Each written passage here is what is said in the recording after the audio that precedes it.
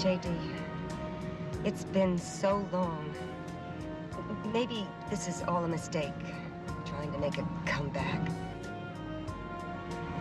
Everything's gonna be just fine. Look,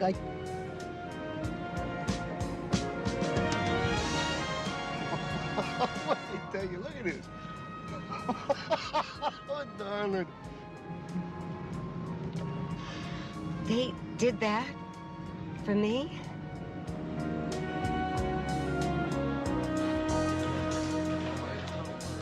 All right, now remember, this is just a rehearsal.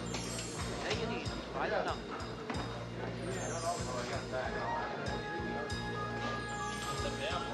Okay, we're ready. Good morning. This is Army Archer talking to you from Hollywood. And this is truly a good morning. A morning when beautiful Ramona Landers is back where she belongs, in front of the cameras, for the first time in 12 years, making her new film.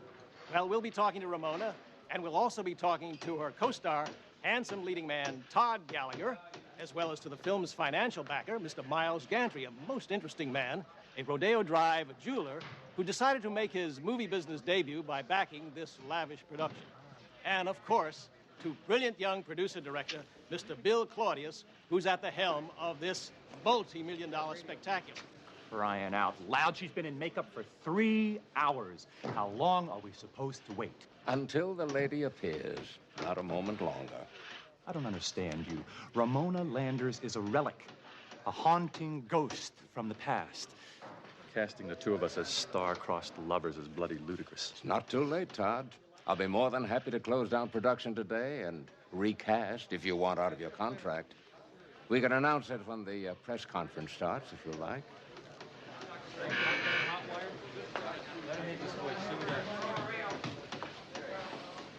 That's exactly the shot I want in the scene when she's cutting his hair.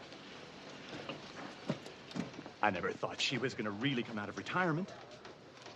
Still fretting over our leading lady, are we? Come along. The great lady approaches. Henry, you're still here after all these years. Well, actually, I retired a couple of years ago, Miss Landers. Ramona. When I heard that you were coming back today to start filming again, I called in all my debts so I could be here.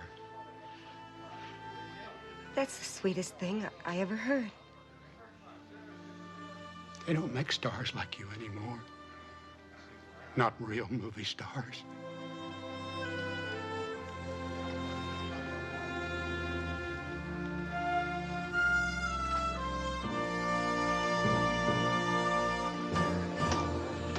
What you still fail to realize is what can make this tired old love story a classic is the age difference between Ramona and you.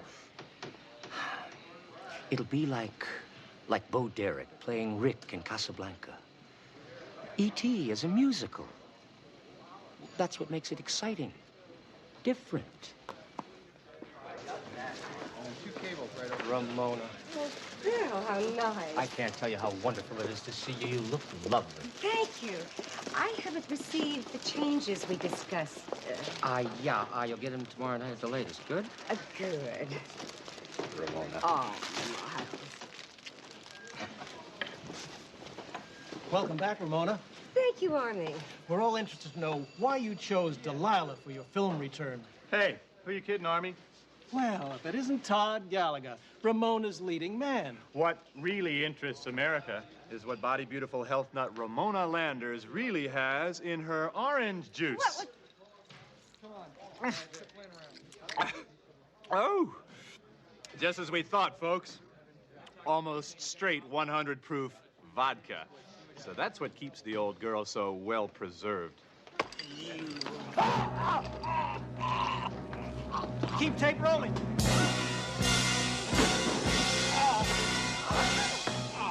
Todd.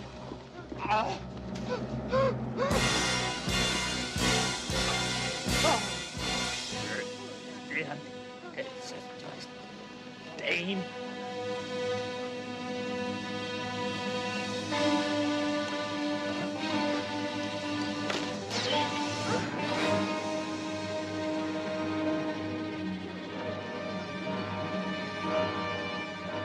dead.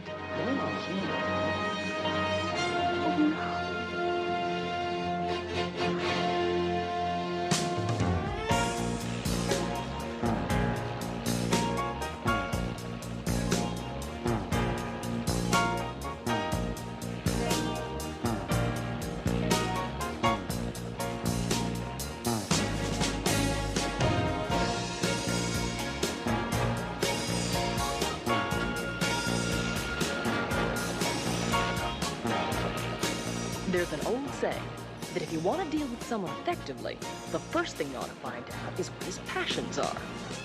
If the lesson that Murray, Houston's senior VP and financial wizard, never has caught on to, I mean, now here he is, way out at the back of Houston's ranch, trying to talk business with Matt while Matt's wrapped up into the passions of his life. Horses and chili. Texas chili, that is. The only real kind. Own private satellite into outer space just so you can watch the Oiler games live is really not good business practice. I never said it was, Murray. We get the Grand Ole Opry live, too. It's worth whatever it takes just to get to see Dolly Parton and her... No, I don't think this is gonna get it, fellas. It needs 3 more green chilies and 6 more red. 3 more greens and 6 more reds. That's exactly what I said. Didn't I say that? I said 3 more greens and 6 reds. Where are you going? To the office. But I'm telling you, in the hound's ear you did. You were talking jalapeno and cactus. But you're the one that tried to hunt pinto beans in the Texas chili. Wait a minute. Let me get this straight. This is the chili that you've been working on all week? This is the chili that you hope to win the contest with? And in doing so, win that horse, a horse that has become so important to you that I have had to cancel 3 corporate meetings and a merger for? I mean, I don't know why you just don't buy the animal. You see where I come from. We figure winning's twice as much fun as losing. And this here's the chili that's gonna do it. So what's your point, Murray? Well, if winning the contest and the horse mean all that much to you, why are you cooking out here? Behind the stable, downwind from the pasture. Oh, you just don't know nothing, do you? This here's Texas chili, the only real kind. The aroma's just all part of it. Houston, come on! Stick around for a while, Murray. You might learn something. Now, wait a minute. Look, I drove all the way out here because you said you weren't coming into the office. Well, that was before I found out that somebody tried to kill an old friend of mine yesterday. You see, Ramona Lander's daughter called the office about 20 minutes ago, and she thinks she knows who tried to kill her mother. Ramona Landers? The movie star? You know her? Oh, hell, Murray, I bought this ranch from her. Hey, if you knew anything about Texans, you know that practically makes Ramona family.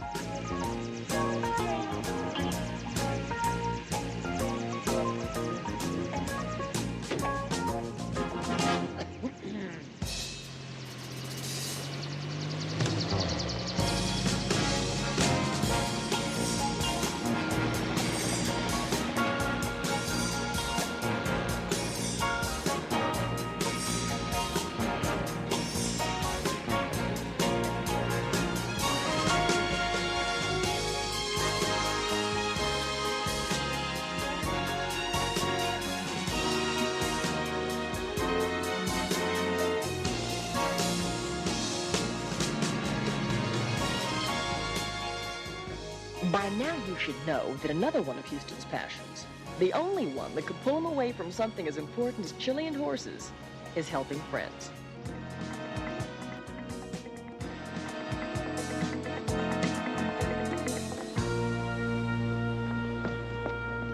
Hi. Molly, you're all grown up. Oh, I don't know how to thank you. I didn't know who to turn to. Well, I told you a long time ago, Molly, if you or your mom ever needed anything, all you had to do was call. And I meant that. Now, CJ tells me you got an idea who tried to kill your mother. I do. It's my stepfather, J.D. Harris. He's trying to kill her just like he killed my father and twin brother 7 years ago. Well, now, that's pretty strong stuff. Have you got any proof? Well, my twin brother, Eric, who was killed with my father, he told me in a dream.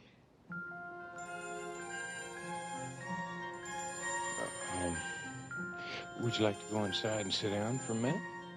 Okay.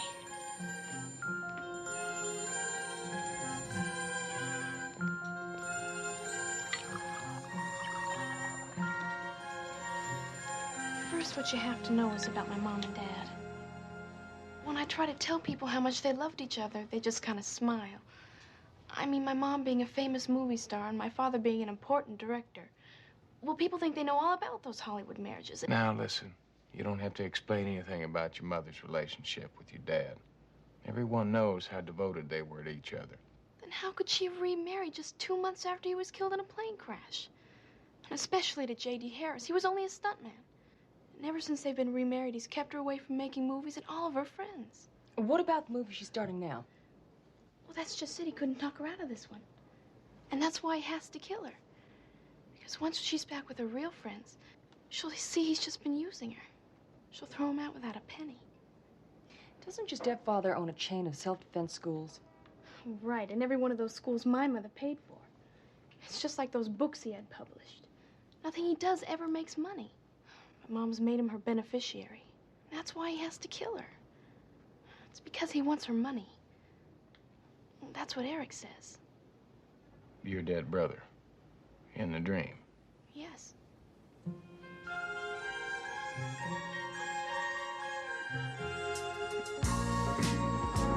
There was no way of telling how much of Molly's suspicions were based on fact and how many were pure fantasy. But Houston reasoned if there was a chance any of them were true, it was best that someone find out. It's a cozy little place you got here. My dad bought it for my mom. They named it Casa de Mantua. Mantua is the place where Romeo and Juliet were supposed to live.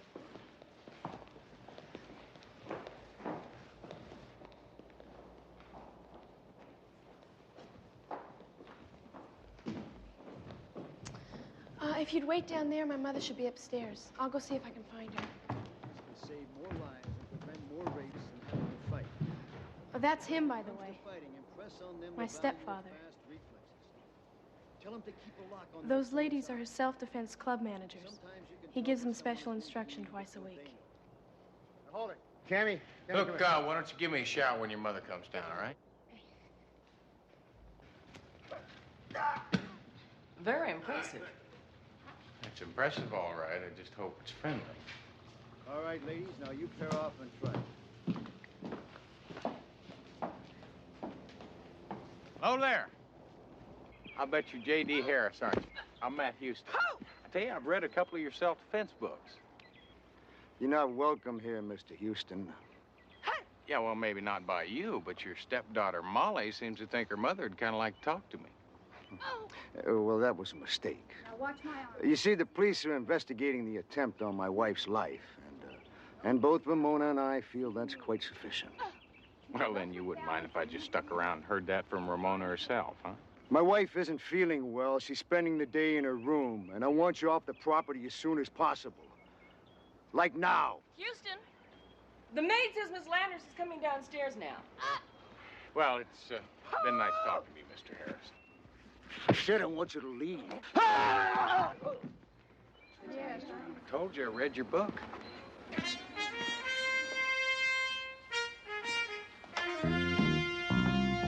Houston, it's so lovely to see you again.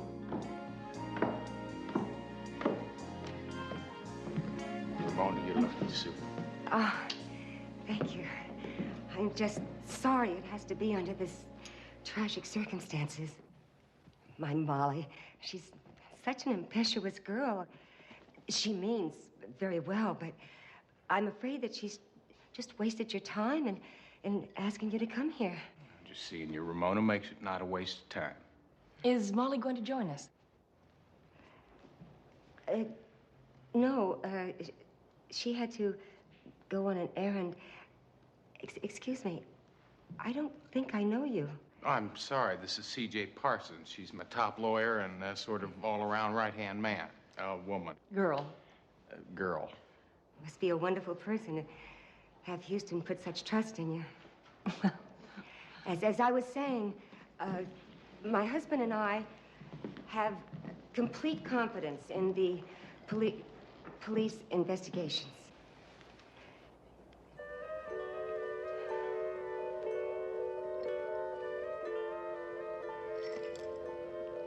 Mind if I had a sip of that?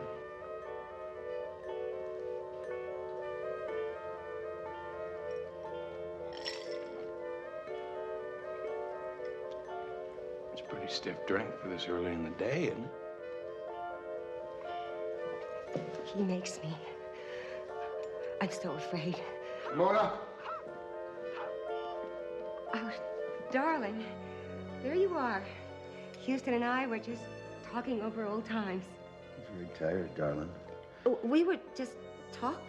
I think it's time for you to go up to your room. Now, come on. Surely you couldn't have any objections to a couple old friends just talking, could you? Sweetheart. I am a little tired. The strain of the last few days and all. J.D. always knows what's best. I do thank you both for coming.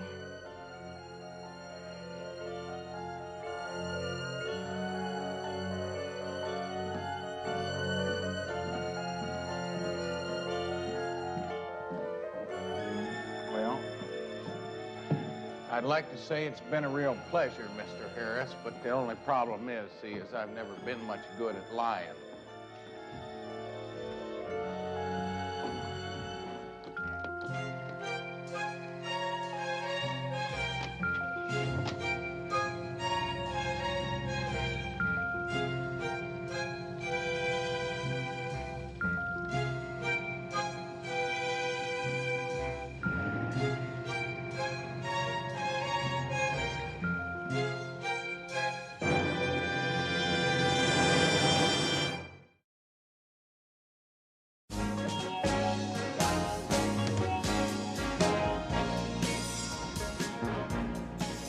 Now, Houston figured what was important was when that orange juice was poisoned.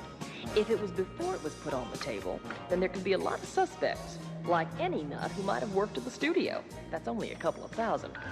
Now, on the other hand, if it was after, it would have had to have been somebody who could have gotten close enough to that table without looking suspicious. Meaning someone in the interview. Right. Your favorite Dr. Chuckles. J.D. Harris himself. Right, Ramona's husband. We both know what his motive could be, and according to Molly, that's money and lots of it. Bill Claudius, the, quote, boy wonder of directors, unquote. Miles Gantry owns a jewelry store on Rodeo Drive. Now, from what I could find out, he's completely financing Ramona's movie, some $5 million. What do you say we pay a little visit to Mr. Gantry, huh?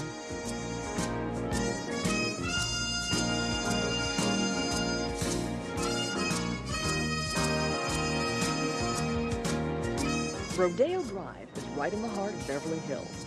It's said that some of the most expensive shops in the world are found here.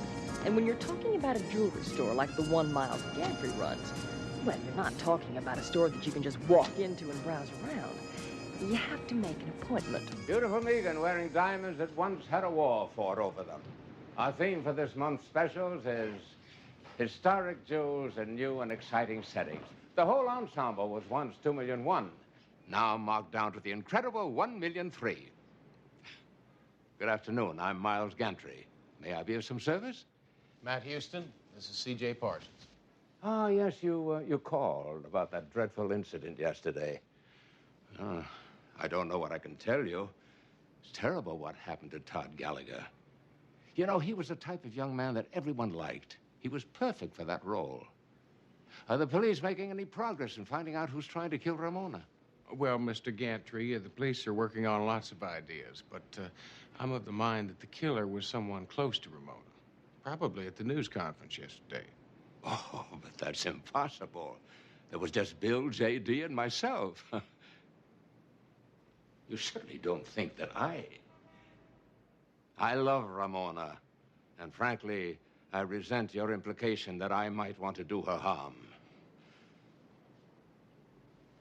Adorable Audrey, wearing star sapphires from India that were once paid for ransom by the Maharaja of Kanchipur.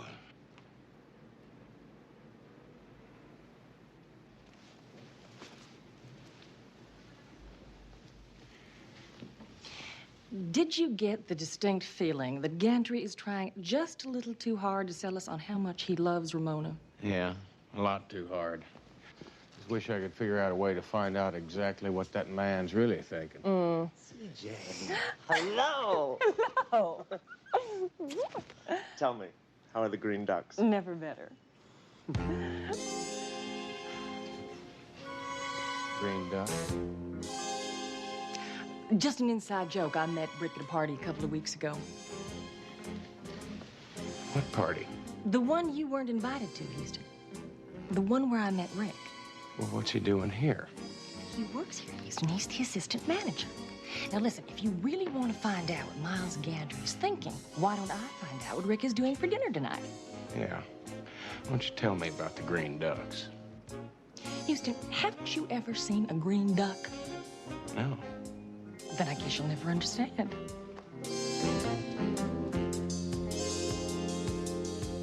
CJ?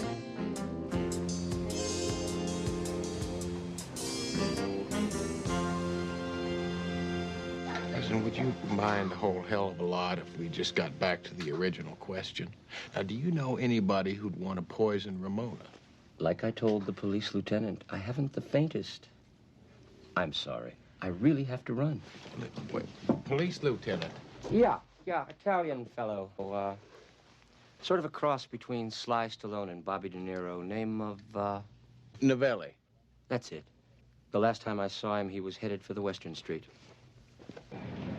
Thanks a lot. Now, let's try a walk. Houston, what are you doing here?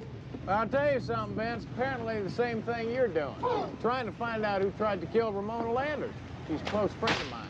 Why don't you go keep her company for a couple hours? Any special reason? Yeah, because that's how long it's going to take me to get my warrant. I got a witness that saw her husband put something in her orange juice. Something besides vodka? Better believe it. Something white, powdery, like maybe poison. Save it for the camp. Cable's right over here on this.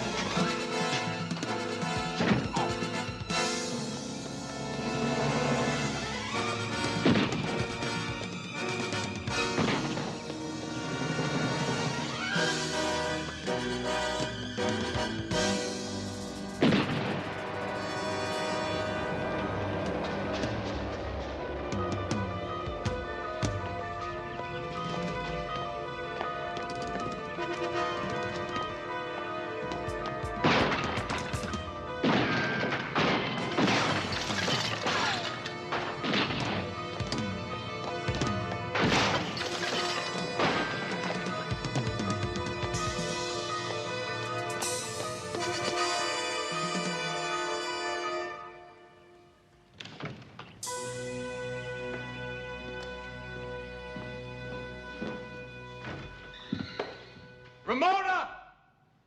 Molly!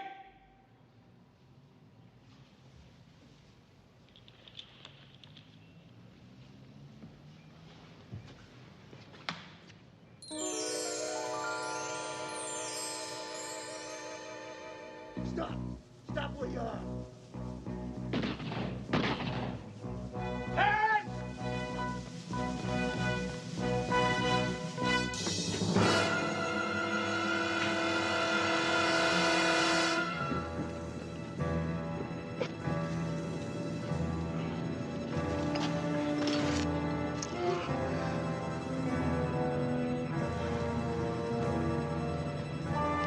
Get an ambulance.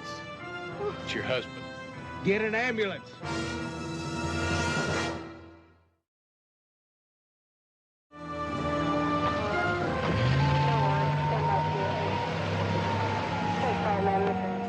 How's he doing, Vince? Still alive, but not by much. Was he able to talk, say who shot him? No, they don't even know if he's ever going to regain consciousness. It doesn't make any sense, Houston. It's all upside down. Just when we thought we had our killer, the killer almost kills him. Yeah, I know. How's Miss Landers taking it? Well, she's scared, Vince. At least she says she is. What is that supposed to mean? Well, I'm not sure where Molly or Ramona were while the shooting was going on. I went in the house and I called out for both of them. Well, they said they were hiding and were afraid to answer you. I know that's what they said, but they also said Harris told them to stay in the house. The trouble is that neither Ramona or Molly know where the other one was during the shooting. I'm just not sure which one of them to believe anymore. What do you mean? You see, I had a conversation with Ramona this morning. She said Molly was on an errand. Wrong. I just talked to Molly, and she said Harris had her locked in a room and her mother knew about it all along. Did you ask your mother about it? Well, of course I did, and she denied the whole thing. See, she says Molly's been having problems, dreams, nightmares, and that kind of thing. She's been imagining things. Listen, I'm gonna have to run and meet CJ. I'll talk to you later. You ever heard of a green duck? No. Right about now, that seems reasonable.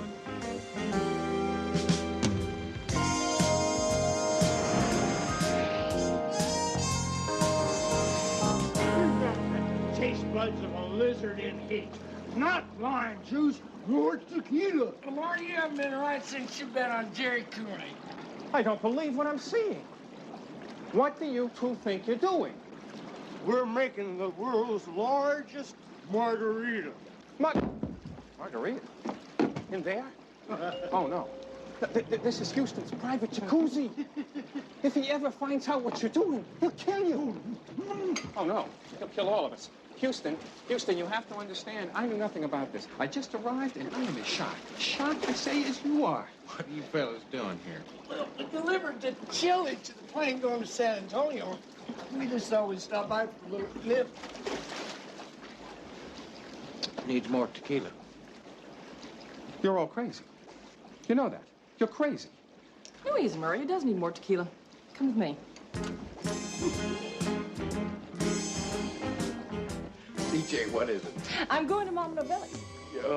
With the green ducks? You want to find out about Miles Gantry? You get green ducks. But CJ...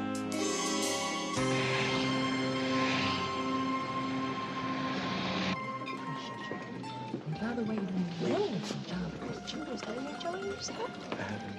Are you? And how's Miles doing? I'm so glad for you. By the way, you look so good. Oh, here it is. Good. Oh, I'm sorry. I'm really You're sorry. Oh, Can I bring you some more spaghetti? Dear. I don't need spaghetti. How about some fish? I don't like fish. Well, Can I buy now you dessert? don't argue. CJ, excuse me. I understand. Not to worry. Everything is just fine. Dear, well. CJ. Houston? I should have known it was you.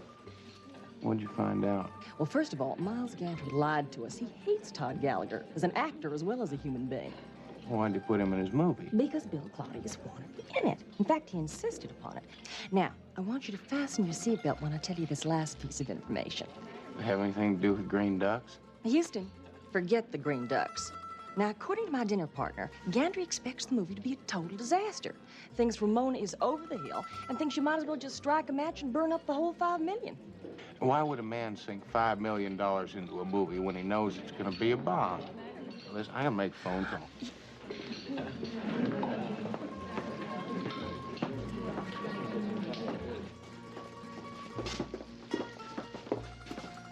Mama, you know anything about green ducks? Vergognati! I wash your mouth out with soap. You ought to be ashamed of yourself. Why?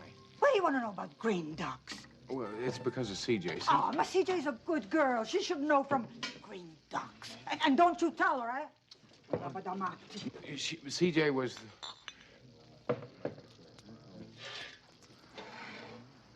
told me about the green ducks. Hello?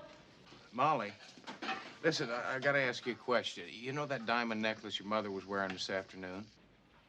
Was that real or was it a copy made for security purposes? Oh, definitely real. Mom doesn't like fake jewelry. She says only the real ones have any life. That's what I thought. I'll talk to you later.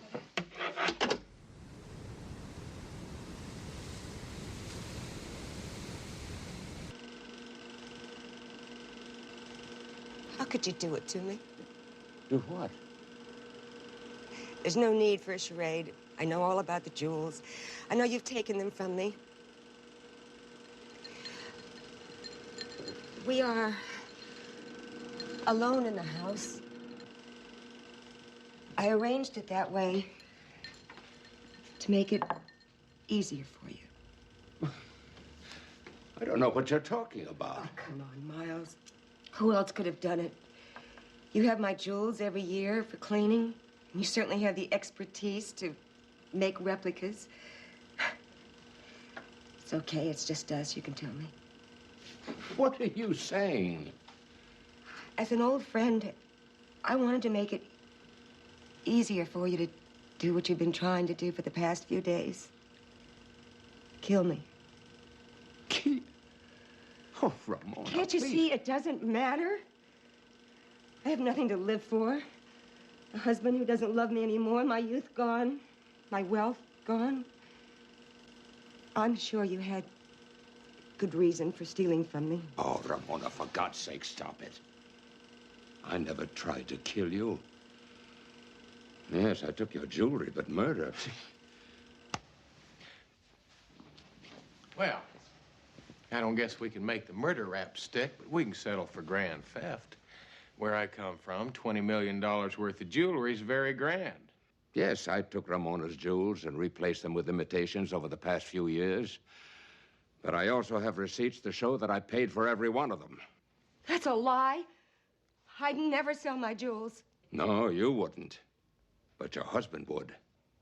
Oh, Ramona, he had to. He started selling me the gems just to keep this house going. Then in the last few years, when you started drinking heavier and heavier, he was afraid you'd have another nervous breakdown. He thought a movie offer would bring you out of your depression. But there were no movie offers. So he created one. Sold off the last of your jewels. Gave the money back to me so I could finance your comeback. I don't believe you. I'm not going to stay here and listen to this. Oh, yes, you will listen. You know, there's an ugly rumor around town, Ramona, that you may have put the poison in your own drink rather than risk a comeback. What? That's crazy. Is it, Ramona? Is it really?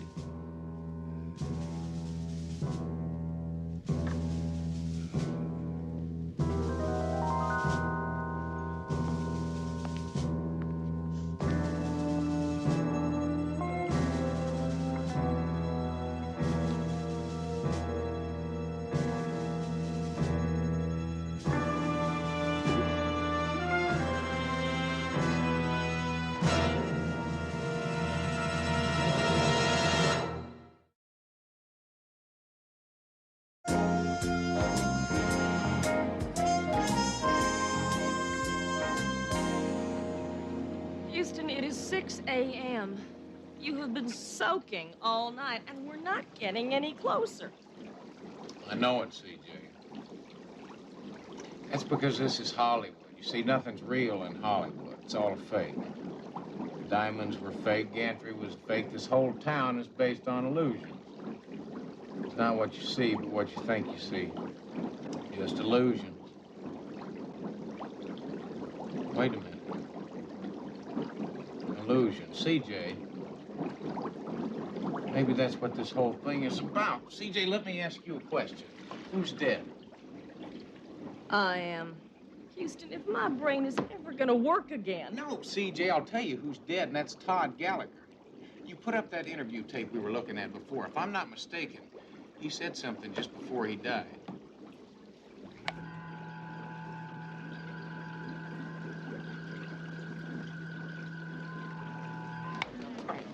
Oh.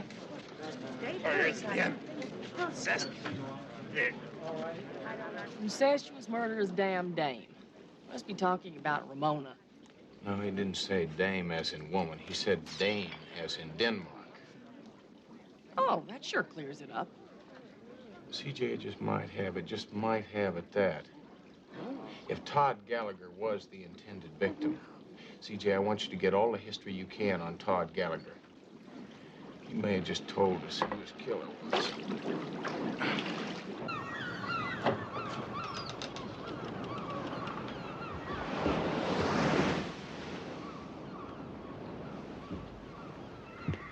Lopez?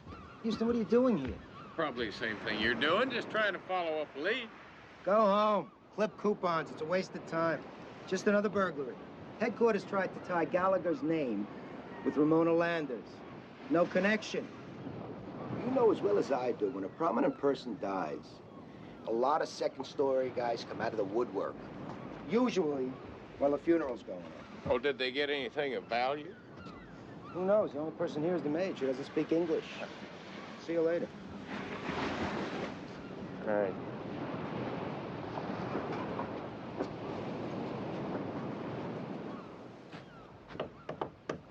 Buenos dias. Me llamo Matt Houston.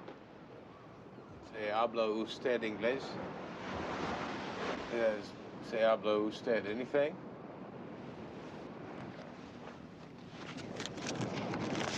Habla usted Ben Franklin? What do you want to know, cowboy? That's what I thought. Tell you, I need some information. Mr. Gallagher have a special place where he'd hide special things like a safe or anything like that? Oh, see, a very secret place. Good.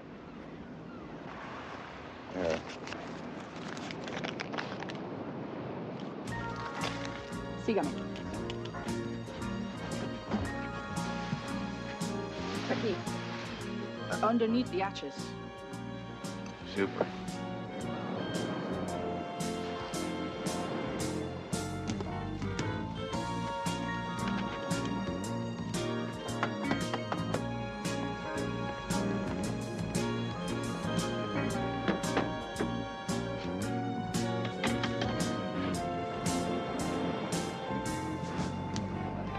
Are you hungry? Would you like some hot coffee and toast? I'd love some. Why don't you make mine black?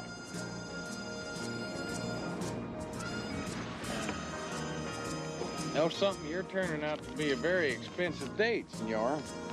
Señorita. No comprende.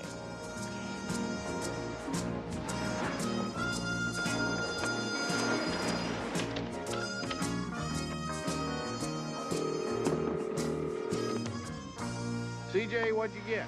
The information you wanted on Todd Gallagher? About 8 years ago, when our friend was in college, he did appear in a production of Hamlet. Yeah, let me guess. He played the role of Hamlet. Houston, if you knew all this, why did I bother? See, that's what I'm getting to. See, at the end of the play, the king poisons Hamlet. He's also killed his father. And he marries his mother, then he kills her off, too. They talk about violence on television. Anyway, he attacks the king, saying, incestuous, murderous, damn dame. Oh, terrific. Now all we have to do is find out who the king is. I think we just have.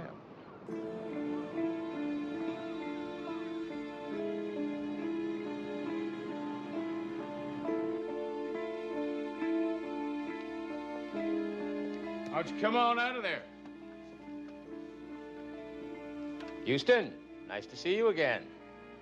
What can I do for you today? Well, I found what you missed at Gallagher's place. Your press clippings from Leland College. I'm not sure I know what you're talking about. Well, I think you do. See, it was an 8-year-old newspaper story about a drama student who killed his brother and then disappeared. He was a real bright kid. See, he used to act and direct in all the campus productions. The night his brother was killed, he played the murdering king in Hamlet. Well, it would appear my career in Hollywood is over. Actually, I was getting rather bored with it anyway.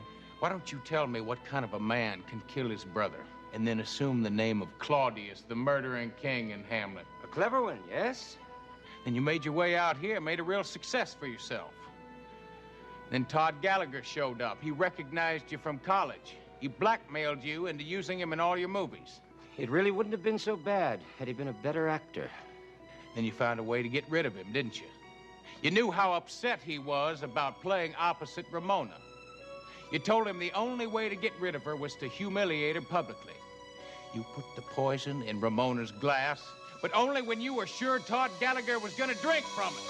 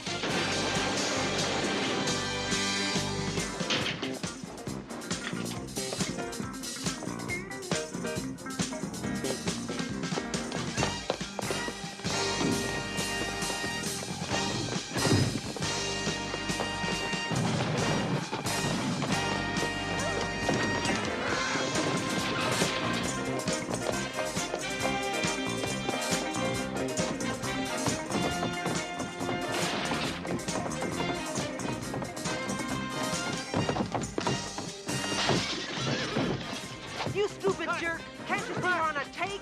Cut! Hey, go back! Go back!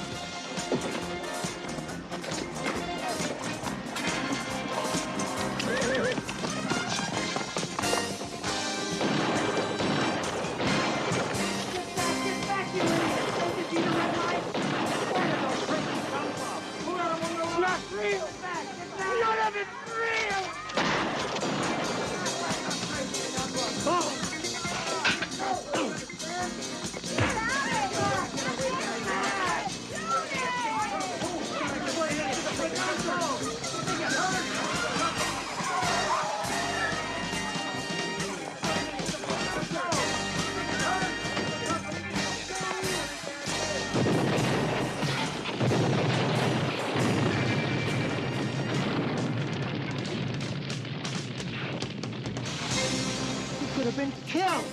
Huh? The car. The car.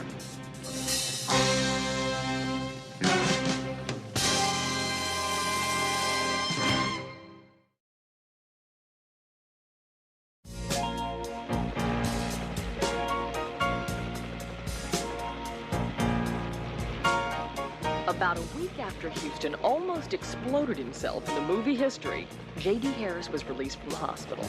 And he explained that the white powdery substance he was lacing Ramona's drinks with were in fact multivitamins to keep her strength up. And Ramona, finding out how much her husband really loved her, well, she seemed to be getting better herself. But the news that has Houston all excited today is that he found out he won the chili contest. And his prize horse was already here. Oh yeah, the bad news. I'm afraid that's what Bo and Lamar are about to spring on him. My horse. He's here. He's in there, isn't he? Well, yeah, but, But what? well, it's nothing, Houston. It's just kind of good news and bad news. Like, you remember we had that rain last night? Now, wait a minute. He didn't take sick, did he? Oh, no, nothing like that. It's just that, well, he kind of, Shrunk. yeah.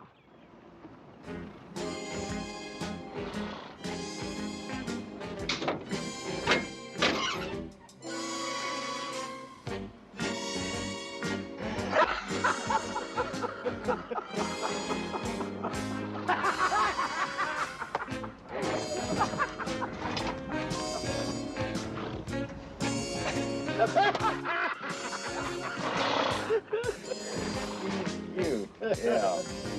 Is he housebroke? Well, he causes no problem yet. Good.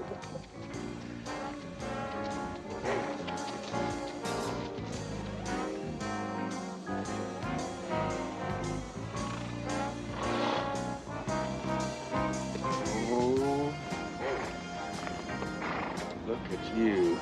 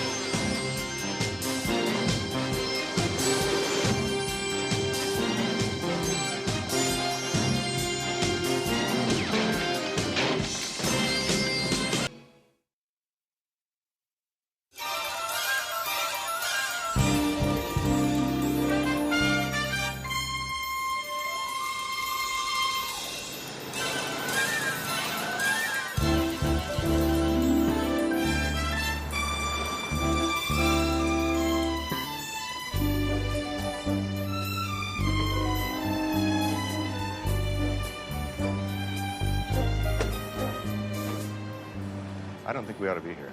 Oh, come on, Sam. I've waited 7 years for this. I intend to savor every second of it.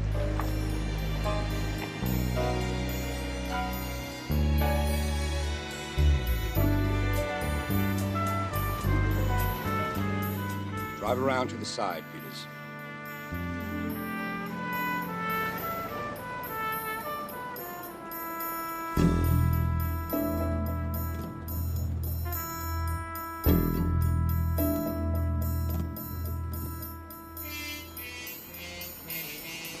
Why all the secrecy, Goody?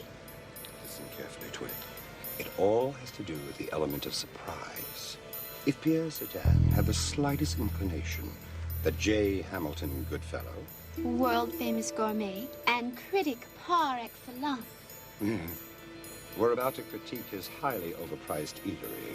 Well, let me put it in simpler terms, Twig. Did Cain send Abel a Western Union death threat? Did Delilah sharpen her scissors in the presence of Samson?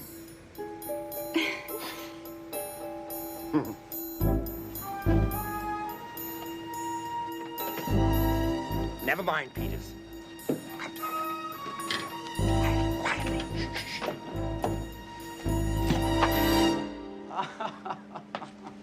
Welcome.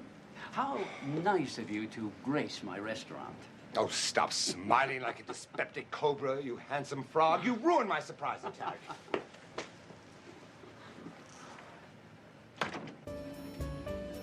By the way, have you seen my junior partner? Maybe he's supposed to meet me in the alley. Being great. Oh, succulent. Oh, provocative. Ambrosia. I thought you'd like to see this advance copy. It shows Mr. Marsden presenting you with our Restaurant of the Year award. Wonderful. Oh, come on, Pierre, get the lad out, will you? I mean, kindly show me to my table, post-haste. Of course, please. Wonderful. Oh, Pierre, you are a devil. Your food is the death of me yet. Your crepes, your souffles, your canard l'orange. I must have them all tonight. A gastronomical orgy. Now, what in heaven's name is that monstrosity? Don't you know? You sent it. Me? Ridiculous. It looks like something left over from a scrap iron convention. It's supposed to be a gelatin mold, according to the young men who delivered it. And they said it was for you. For me? A gelatin mold the size of Mount Rushmore for me. What am I supposed to do with it? Feed the Mormon Tabernacle Choir? Well, let's have a look.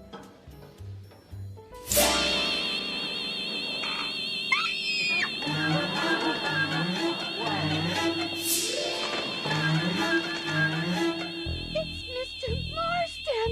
Somebody's murdered my partner.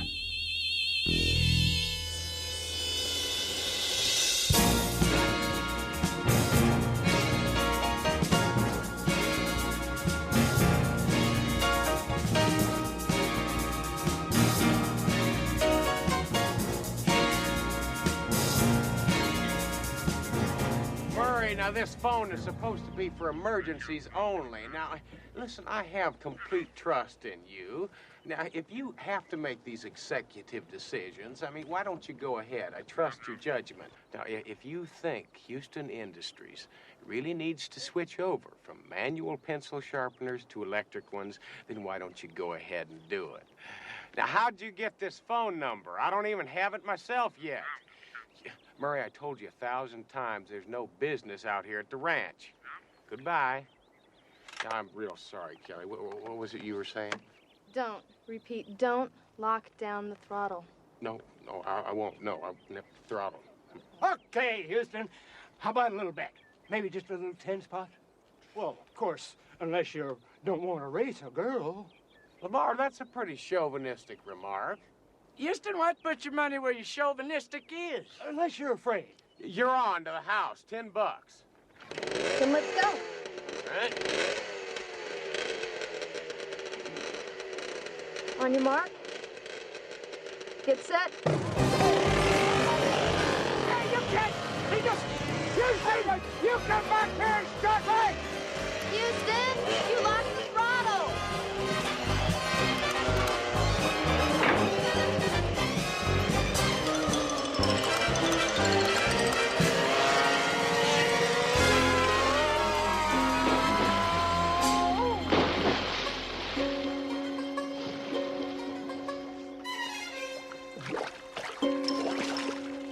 lock off the throttle. Don't lock off the throttle.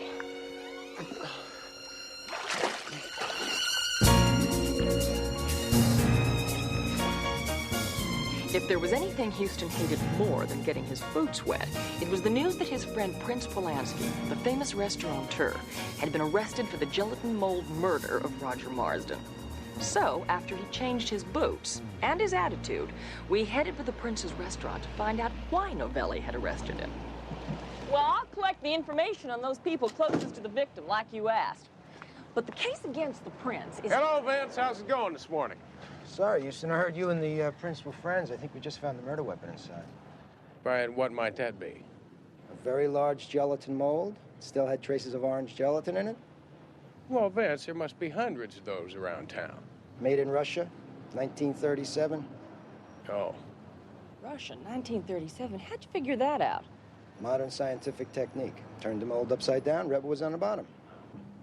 Yeah, well, Vince, listen, I'm sure the Prince has an ironclad alibi. Your client was home, alone, and asleep. Well, in that case, his alibi is liable to end up in the Guinness Book of Records as the weakest one since Benedict Arnold flunked his polygraph. Yeah, Vince, I mean, the man's a widower. You want to see him at the White House, tap dancing at a press conference? Houston, you better scoot your boots or it's going to be arraignment time. Oh, that's right. Listen, would you give C.J. a lift back to the office? C.J., warm up, baby, and get started on the information. I'll take care of His Highness. That's American justice, huh? American justice. First, I'm arrested for a crime I didn't commit. Second, I gotta put a fourth mortgage on my restaurant so I can pay you back for the bail that I have to put up for that. And on top of that, me, a prince of royalty, I have to put up bail while the legitimate criminals with our list down to here, they go out free on their own recognizance. Recognizance. Recognizance, whatever it is. Listen, Prince, now you got to explain to me a little more about this gelatin mold that Novelli found in your restaurant. I mean, that's pretty incriminating stuff. What's the matter with you? I'm a world-class restaurateur.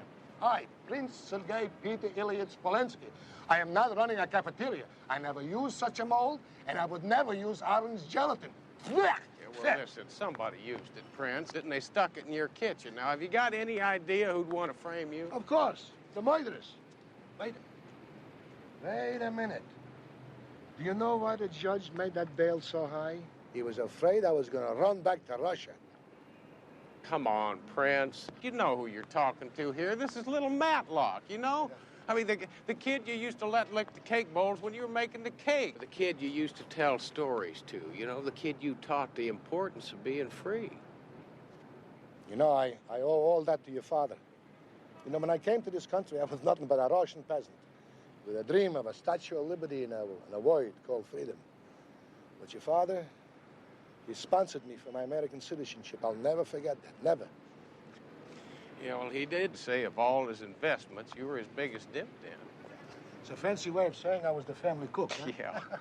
Listen, Prince, now, we got to get back to this thing because it's really bothering me. Now, do you have any idea of anybody who'd want to see you take the fall for Marsden's death? Any restaurateur in town. They always looking to knock off the champ, right? And I'm the champ. I was the champ till they ruined me. You were they, meaning Marsden and his partner, J. Hamilton Goodfellow. Who else? Yeah, well, listen, the police told me that you threatened to kill both of them. And they deserved it. They ruined me. For what? They don't know the difference between a plate of borscht and a banana.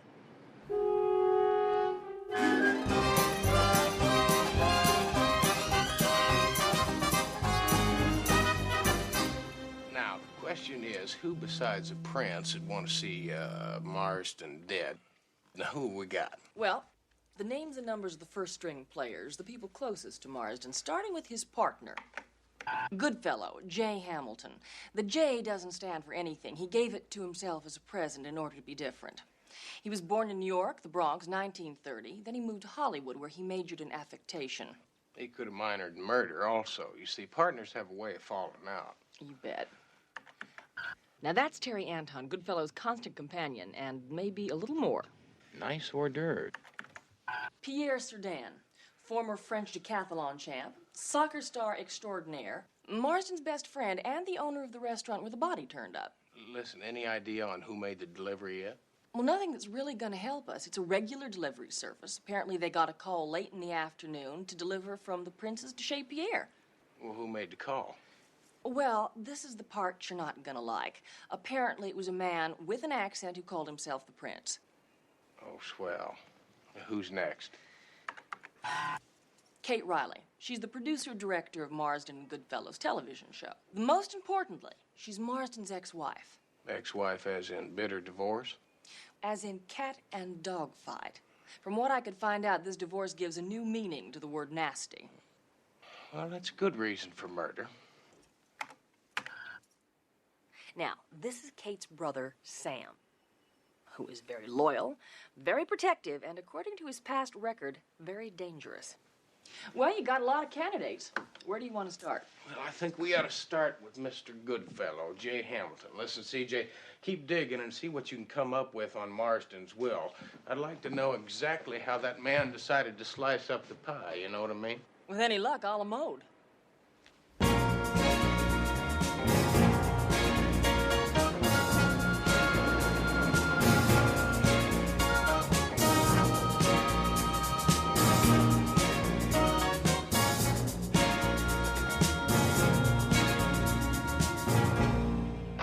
Promo's almost over. All right, stand by.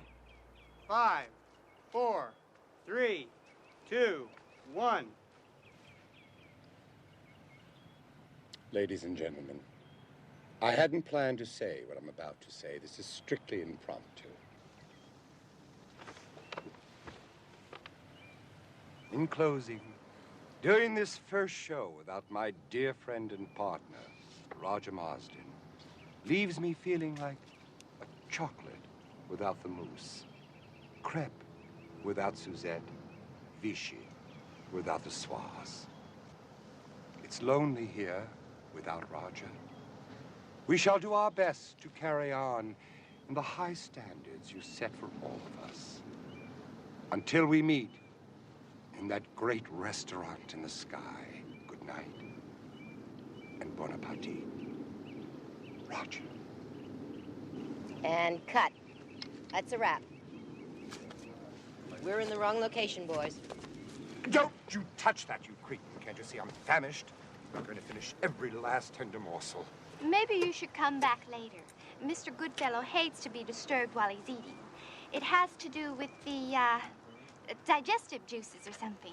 Well, I wouldn't worry about it too much, miss. I don't think there's much I could say to him that's going to put him off his feed. Excuse me. I have to finish typing Goody's newspaper column. Right, listen, could I ask you a question? All right. Okay, is it Roger Marsden and yourself? Now, how did you two get along? My typing. I really have to get back to it. Yeah, but... Oh, Miss Riley. Miss Riley, excuse me. My name's Matt Houston. Of course it is.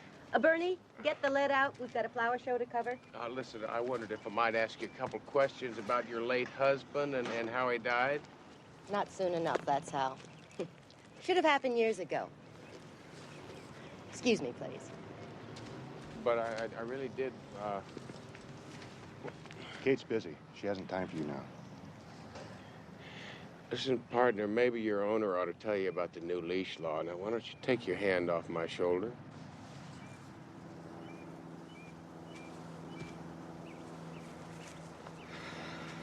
Mr. Goodfellow! If you're collecting for some charity, I didn't give it the office, and I never give it home. Fine. Listen, my name's Matt Houston, and I'm a private detective. Boots. Worse than that, cowboy boots.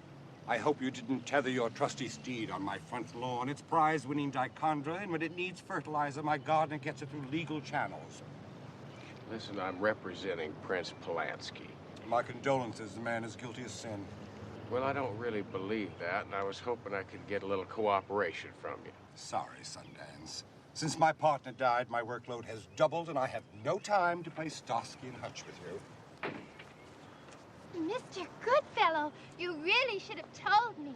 Happy birthday to you. Happy birthday to you. Stop. What are you doing? It's not my birthday.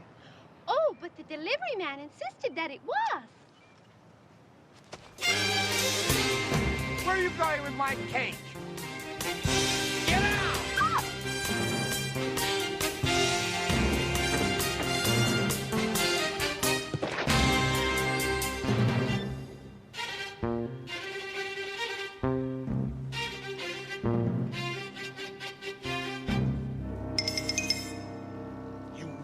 my birthday cake.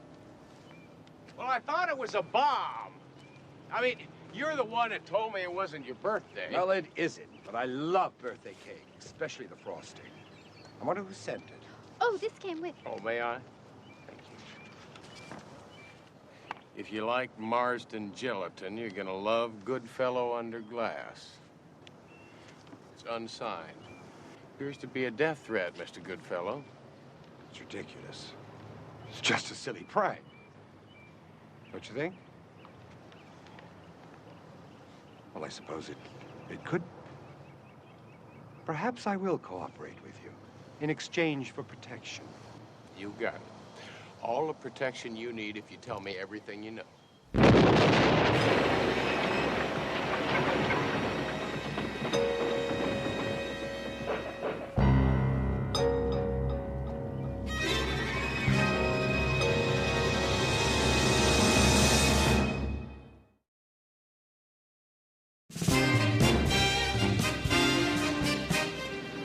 Now, why do you want to talk to the prince about that exploding cake? Well, because I had a taste of what was left of it, and there's only one person I know of who uses burnt almond mandalay in his cakes, and he's it. He's famous for it. Mandalay like in Burma? Yeah. Yeah, see, it's very rare, very expensive, and hard to come by. We used to go crazy over it when we were kids. Well, Houston, if he's famous for it, whoever is trying to make the prince look guilty would be sure to use burnt almond mandalay, too. Yeah, well, that's what I thought, but I'll tell you something else. That Kate Riley sure got away from me in a hurry a while back. For that matter, J. Hamilton Goodfellow could have sent it himself.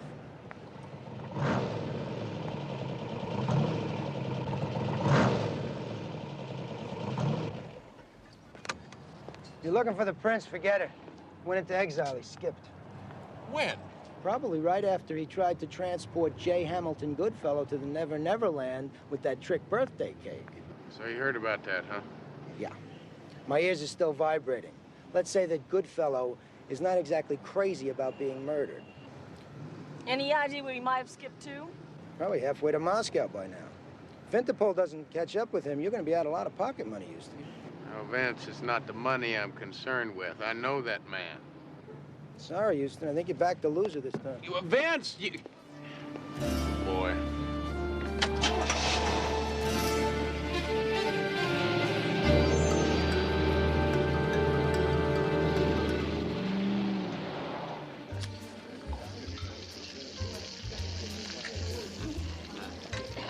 I wish all of my customers were so discerning of taste and so beautiful. Thank you, Pierre. Listen, Pierre, I hate to interrupt business with pleasure, but I need to ask you a couple questions. Now, have you got any idea why you inherited the corpse? None whatsoever. That kind of publicity I don't need. Well, look, any idea who killed Roger Marsden? The mystery, if indeed there is one, doesn't seem to be so deep. From what I've read and heard. Yeah, I see. So you're nominating the prince, huh? Oh, no. I don't want to knock Polanski. He's a competitor. He was a competitor. This business runs in cycles. The prince had his day in the sun. Today it's my turn. Tomorrow, who knows? I owe my current success to the late Mr. Marsden and his partner, Mr. Goodfellow. Our rave reviews placed Chez Pierre where it is today. The night Roger Marsden was found dead in here, you had a couple of customers. It was Kate Riley and her brother. Now, have they ever eaten in here before? In the 4 years we've been open, never before. I see. Well, that brings me to another question. Now, if you... It certainly does. Why is this the wrong year? I ordered a 62. Please excuse me. But,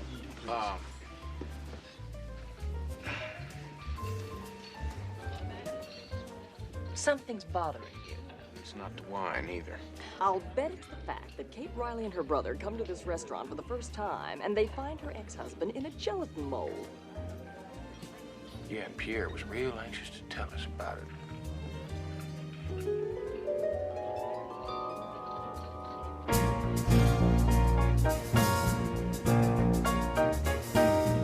Now, I suggest you first start with the kiwi tarts. They're marvelous. Then go to the apricot tarts. Then try the orange cake. Graduate to the chocolate cake. Go to the berries and that wonderful pyramid of puffs. And then lime cake. And then, oh, look at that number over there. As a matter of fact, you can have anything you want. Have anything on the table, except the candles, of course. Murray, what in the name of Too Tall Jones is going on here? It's him. The man who came to dinner really came. See for yourself. Oh, hello, Sundance. Welcome. Come right in. Make yourself at home. Is this Mrs. Sundance? Nope, they call me Butch. That's because my mom addresses me so funny. Excuse me, Mr. Goodfellow. This might be a silly question, but what the hell's going on here? Well, it must be perfectly obvious. You now have J. Hamilton Goodfellow as your own personal guest. Well, how'd they get so all-fired lucky? Elementary, my dear Sundance. After all, you did promise me protection after my birthday cake went that-a-way, remember? Yes, I do. I do remember something about protection. Houston probably means police protection. That's right. Put you in a very interesting cell where nobody can get to you. What, you got rocks in your head or something? Me in a cell? What, are you crazy? Oh, I don't think it'll be all that bad, Mr. Goodfellow. I would soon starve to death. I would starve to death. Never mind. Never mind. I'll just walk out of here with no protection. I'll get out on the streets and make it simple for Prince Polanski, whom you got out of jail, to kill me. Please don't feel any guilt when you attend my funeral. Far be it from me to ever say that my death is on your head. Oh, Don't do it, Houston. This is a place of business. Murray. Besides, we don't have a bedroom. You certainly do. I took the liberty of having a cot and certain other amenities moved into somebody's office. I think they said his name was C.J. Him is a her. C.J. is me. I do wish you would stop changing your name, young lady. Well, never mind. I'll try not to mark your walls when I hang my paintings. And you'll find me an exceptionally charming guest. You'll love me. Trust me. Now, it's time for my beauty rest. Go along, darling. Time for our beauty rest. Ta.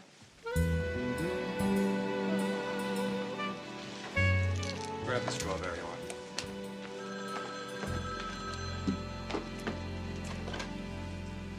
Houston, for you?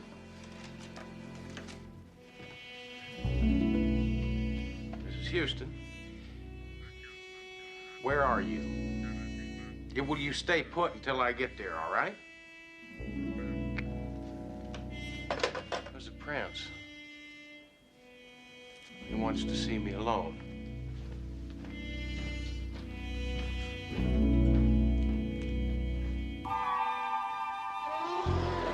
Come, my sweetheart. That's it, darling.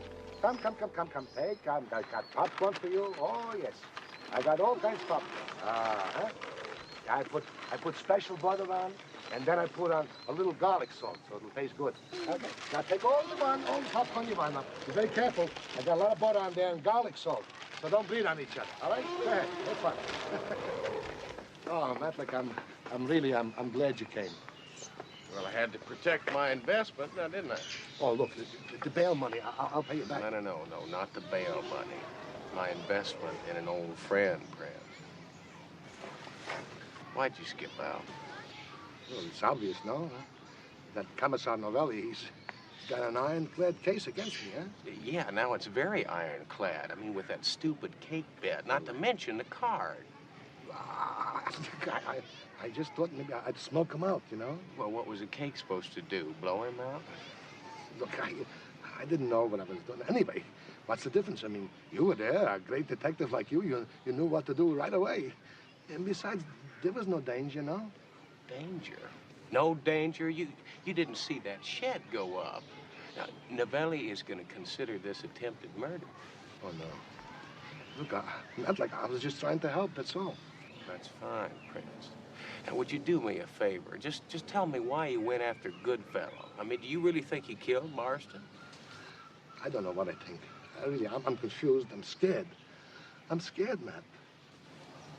You and me have been friends for an awful long time, you know? Now, you got to trust me a little bit now. We'll get this thing worked out. Now, you got to give me 1 hour with Novelli so I can sell him on the truth. Now, you meet us at Mama Novelli's restaurant, all right? Huh?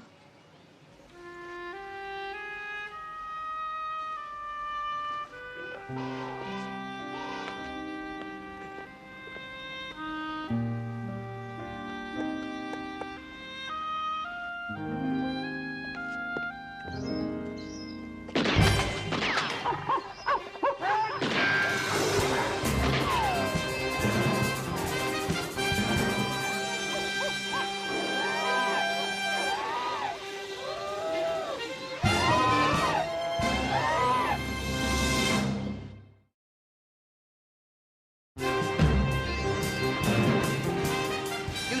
wasn't him shooting at you, who was it?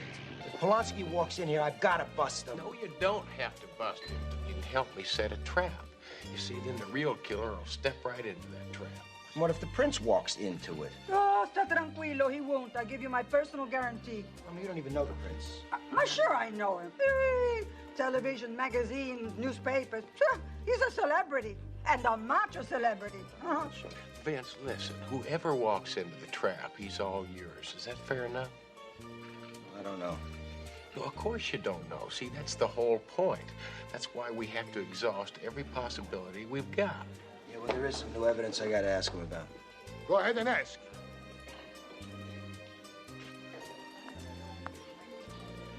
Saverio, welcome. Welcome to my humble restaurant, Your Royal Highness. Thank you, Mrs. Novelli. Oh, call me Rosa, like in Rosa the Widow for 15 years. That kind of Rosa, huh? Yeah. Listen, France, you remember the zoo, the shooting? What happened? I was looking for you. I ran, and somebody was shooting at me, and I didn't even turn around to look. I mean, I don't know who I'm running away from anymore. I mean, is it Marsden's murderers or the police? Or who am I? Everybody's running after me. I should read you your rights, but first I have to ask you a question. Go ahead, ask anything. 4 days before Marsden's death, you received a very large quantity of orange gelatin, enough to float McHale's Navy. Is that true? 8 cases. 8 cases orange gelatin. I didn't want it. I want to send it back, and the driver said, no, it's already prepaid. And that night, somebody came in and stole it. And you didn't file a police report? I thought it was a joke. I mean, 8 cases orange gelatin, what am I going to do with it? No, I didn't call the police. What for? Excuse me, Mr. Houston. There's a phone call for you. Excuse me, please. Vincenzino, credilo. Listen to the prince. His Highness is an honest man. Thank you, Mrs. Novelli. Actually, it's been 15.5 years, eh? Rosa.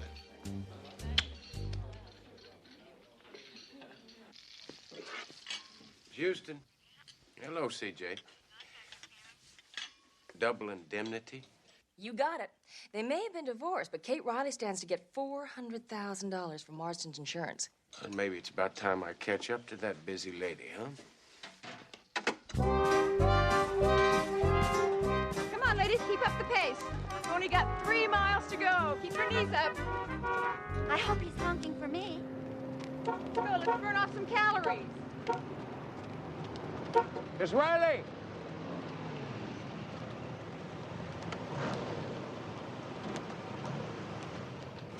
Yeah, we almost met the other day at Goodfellow's place.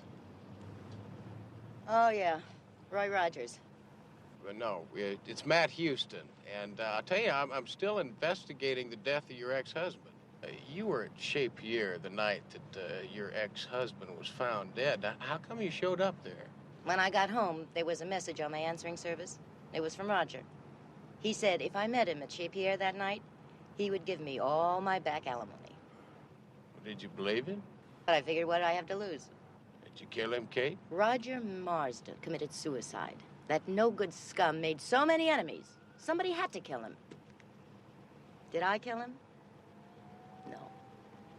But there were times I sure would have liked to.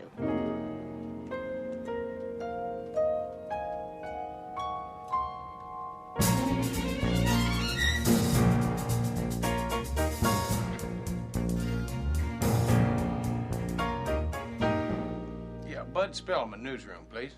Thank you. Yeah, Vince, how's the prince doing? It's driving me nuts. I signed my best man to tail and play bodyguard. Polanski tries to lose him.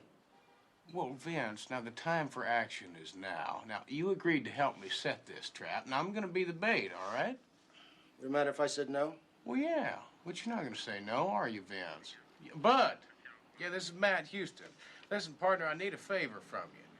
Yeah, I need you to announce on your afternoon news broadcast that I'm going to name Roger Marsden's killer on J. Hamilton Goodfellow's television program today. You do that? Appreciate it, Pard. I owe you one. Thank you. Hey, Houston, anybody ever accuse you of not playing with a full deck? Mm-hmm. Oh, it's revolting. It's awful. Positively terrible. Worst television script I ever read. Who wrote it? I did. Not that I can't write. I'm brilliant. But Rusty, my partner, used to handle this sort of thing.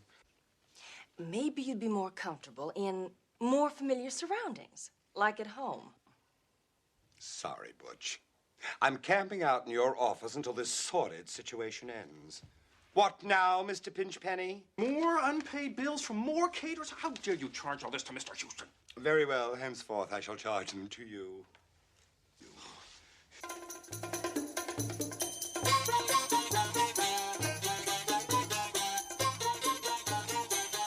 My battle. Oh, yes, a big tip for you. Here you go, Pinchpenny. I don't believe it. Now, hush. This is my favorite tune.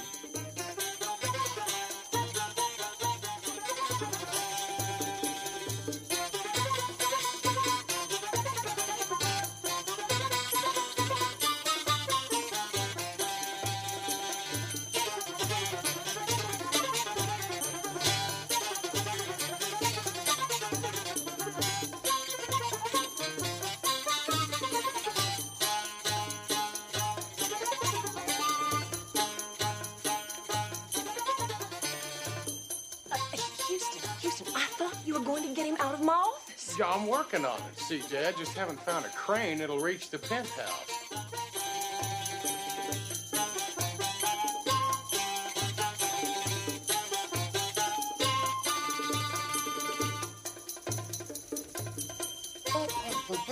Come along, Sundance. Grab a belly dancer and join me.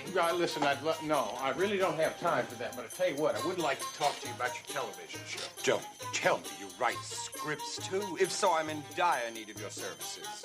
Well, not really, but I tell you, I do have an idea. Now, it's a slightly different format, but I think you'll enjoy it. If I'm right, it's going to catch us a killer.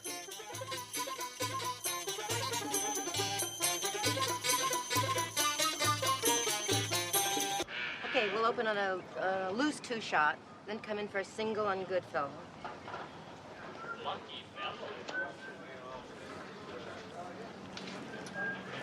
Matlock, you sure you know who the killer is? Well, let's just say I'm hoping that he or she is going to tip his or her hand. You know, Matlock, sometimes you talk funnier than I do. At least I have a reason. I'm mad. You see him standing there so confident and cocky and sure of himself? You got to admit, Brams, he's got the #1 restaurant in town. I don't know why the critics, they turned against me. They ruined my restaurant. For what? I mean, they heaped all the praise on him. I mean, he couldn't have got better publicity if he paid for it. I mean it. Don't worry about it, Press. We'll take care of it. Yeah. Fine. I'll see you at the restaurant today, all right? All right, bye-bye. Well, I really didn't expect to see you here, Pierre. Oh, why not? Roger was my best friend. When I heard you were going to reveal the killer, I wanted to be here. I hope I don't disappoint you. You know what you're doing, Houston. I hope you know what you're doing, Novelli. I got more cops in the area than Take Two Video's got technicians. Frankly, I think this whole charade is a complete exercise in futility. A little more curl. I mean, no self-respecting killer is going to murder anyone in broad daylight, knowing full well that this place will be crawling with fuzzies. Or you still call piggies? It was like an apple in your mouth. How dare he? Mr. Houston, I hope you're a big hit on the show, telling the world who the killer is. We can use the ratings. As well as a competent producer, director. Quiet, Pac-Man. This is my domain. I've just had the most awful thought. I do hope that the killer is a good shot. Otherwise, he might miss Houston and hit me. Now, would you get your exalted buns over here before this producer-director makes you a falling star? Sit on it, Kate! Oh, that woman is so exasperating. Hold it, Houston. We gotta get a mic on you. Harry!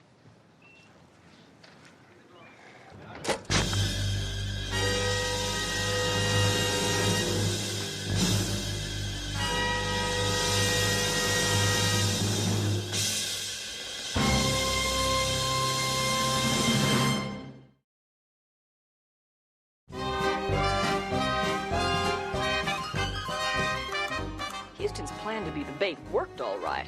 Unfortunately, a knife showed up, but the fish didn't.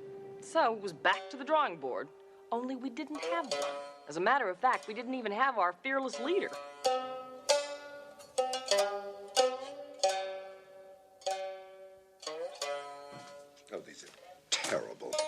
positively revolting. Thank you, my sweetness. Tell that alleged photographer that this food layout is supposed to make my readers salivate, not regurgitate. Burn them, my darling. If somebody doesn't do something about him, he is going to fly the London Symphony in here for high tea. Murray, I've done all I can do. Asking him to leave is like telling Sylvester Stallone not to make Rocky IV. Houston, where have you been? We have been looking everywhere for you. Well, I've been down to City Hall following up a hunch. Yeah, oh, listen, I think I know who the killer is. You know who killed Marsden? Well, I think so, but now all I have to do is prove it. But anyway, CJ, I'll explain all that at the first annual Matt Houston Crime Busters picnic.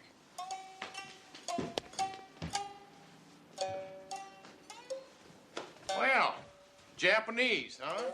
Listen, Mr. Goodfellow, now, when are you gonna taste some of my food? You know, that down-home Texas chili with all those Mexican jalapenos floating around in the pot? Only when life becomes so unbearable will I be forced to commit hara-kiri. Nothing personal, Sundance. Actually, I wanted to thank you for your most generous hospitality. Oh, you forget it. I mean, it's nothing any ordinary Texas fool wouldn't do for a total stranger. Listen, I'll see you at the picnic, all right? Picnic? What picnic? Oh, boy, ladies, that looks good. Looks like you've done it again for me. Thank you. Excuse me, ladies and gentlemen. I'm going to hold up on dinner for just a few minutes because I figured we'd all enjoy the food a lot more when we find out who killed Roger Marsden. Then you know the killer's identity. Yeah, well, I tell you, I figured we'd just sort of kick back and examine the facts, cover a little ground, and see what we come up with. Now, that brings us to number one, the good Prince Polanski, who our lieutenant, Lieutenant Novelli, has arrested for Marsden's murder. Now, the lieutenant and I have this problem. See, we really don't think that the prince did it because I'll tell you something very honestly. If you're going to kill somebody, you don't threaten them publicly. No, sir, you don't. And that brings us to number two, which happens to be Kate and Sam Riley. Now, they're both very good suspects with very good motives, but we can rule them out also. Airtight alibis. Yeah, that's right, airtight alibi. You see, you were both present the night that Roger Marsden's body was unveiled in the restaurant. But we did discover that you'd just flown in from Detroit 2 hours earlier, so you really didn't have a chance to kill a man. And that brings us to number three. And that's the lovely Terry Anton. You love your employer very much, don't you? We're engaged. That's right. And it gives you a very good motive for murder, doesn't it? Would you like to explain a little bit about that? I hated Roger Marsden because of what he did to Goody. It was Goody's idea to set up the partnership, and then Roger took over completely. He made Goody do everything that he said. Oh, I hated Roger Marsden. But I didn't kill him. Honest. Then it was Marsden that wanted me out of the business, not you. No, I never did. I adored your food. That's right. So Terry didn't kill Marsden. Besides, he's really not strong enough to kill a man and lug that big body around. No, that really wouldn't work out. So that brings us over here to good old Pierre, Lucky Pierre, I like to call him. Now, what would you think his reason for killing Marsden would be? Me? Oh, that's ridiculous. I love Roger. Everything I am, I owe to Roger. My restaurant, everything. That's right, everything and a whole lot more, including a lot of things that a lot of people didn't know anything about, like Mr. Goodfellow. You see, Marsden was running a shakedown racket. That's preposterous. Is it really? You see, it takes me back to the day of the television taping. It was something that the Prince said. Yeah, he said Pierre couldn't have gotten better reviews if he paid for them. 6 restaurant owners confirmed it. Marsden traded good reviews for cash. Marsden got 30% of your restaurant in exchange for destroying the Prince and making your restaurant the #1 restaurant in all of Southern California. CJ, the envelope, please. Thank you. See, right here in this envelope is an official document all the way from City Hall, and it's proof that you and Roger Marsden were partners. So, I made Roger a partner. That's not against the law. No, not really, but I tell you what, you got awful tired of giving 30 cents of every dollar you made to Marsden. And that's when you killed him. Houston, that's ridiculous. And, I'll prove it. I'll prove it to you! I'll be right back.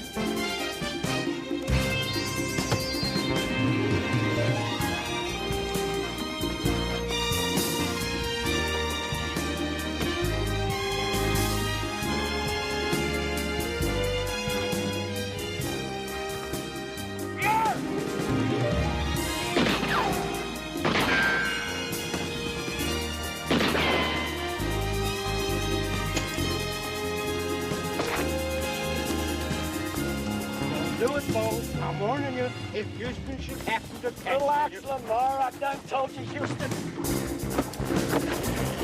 And that ain't your march. You can't be running off like that. What is going on? I'll explain later, fellas. Don't lock the throttle!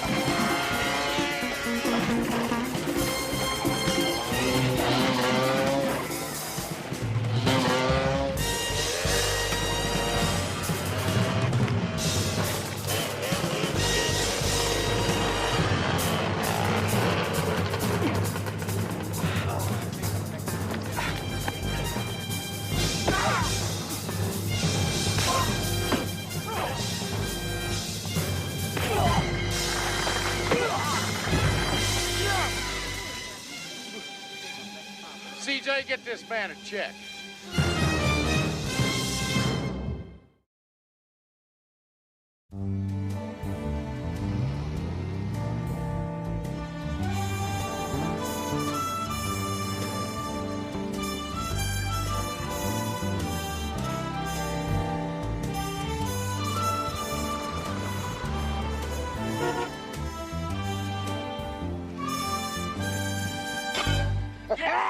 That's 3,612 to 3,606. Over here, boys.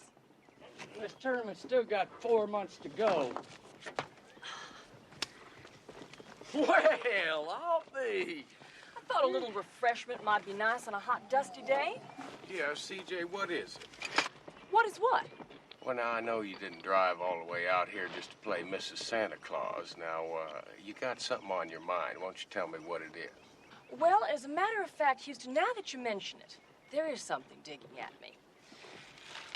You knew deep down that the prince was innocent all along. How come? Well, I'll tell you, CJ, it's really quite simple now. Ever since I've been knee-high to a grasshopper, the prince has meant a whole lot to me and my family. Not only was he Daddy's favorite cook, he taught me a very important lesson in life, and that's the cowboy code. The cowboy code? Is that anything like the Dallas Cowboys? Wash your mouth out, girl. Don't you know nothing? Oh, that just goes to show how ignorant a college graduate can get.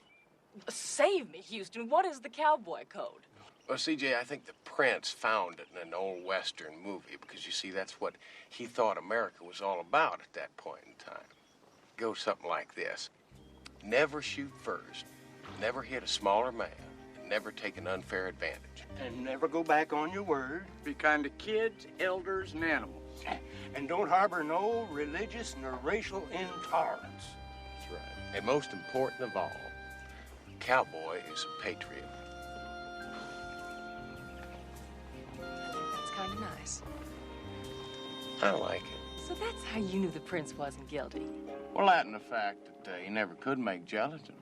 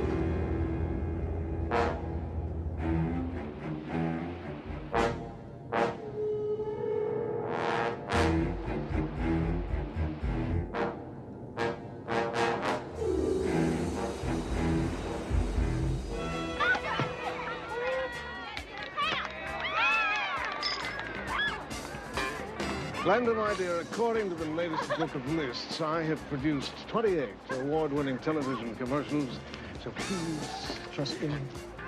Scott, I love you, so of course I trust you. But I still feel that the concept for the commercials are just bloody awful. It's not you. The ad agency is restricting your genius. You are a lover. I was going to surprise you. I called New York today. I told them, like it or not, I was going to change the whole concept to our Tahiti idea. Oh, Scott, Excuse me, Mr. Neville. I just wanted to thank you for inviting me to your party. You're very welcome, Emily. You certainly look beautiful today. And such a charming necklace. Thanks. It's a sand dollar.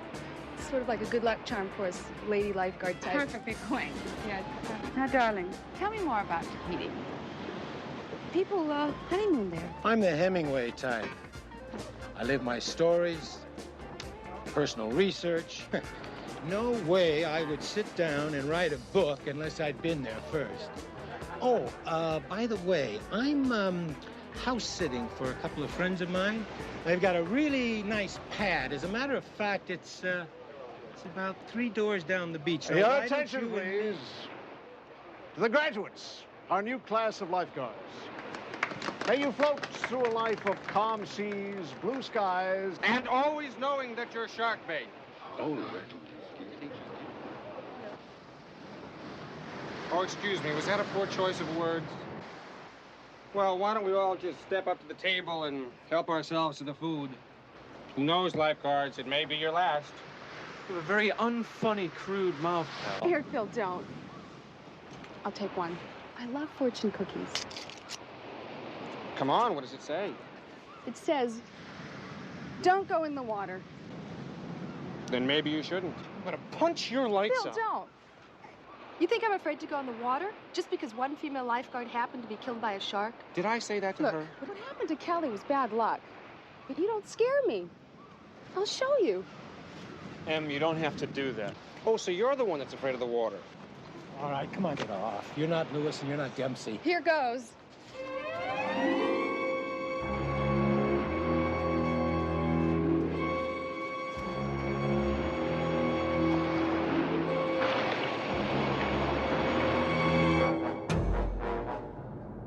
What is our little nature girl trying to prove now? I guess what we all want to believe. Death and bad luck only happen to the other guy.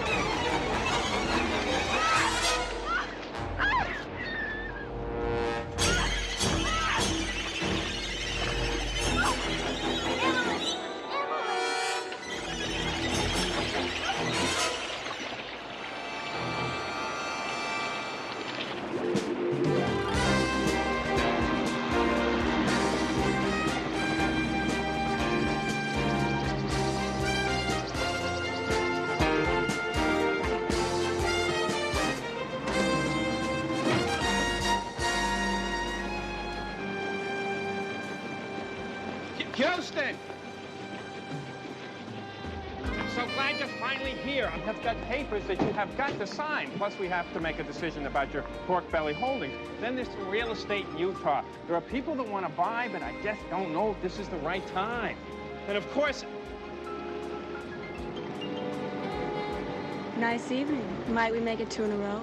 Well, I believe we can do that. Houston! I need you.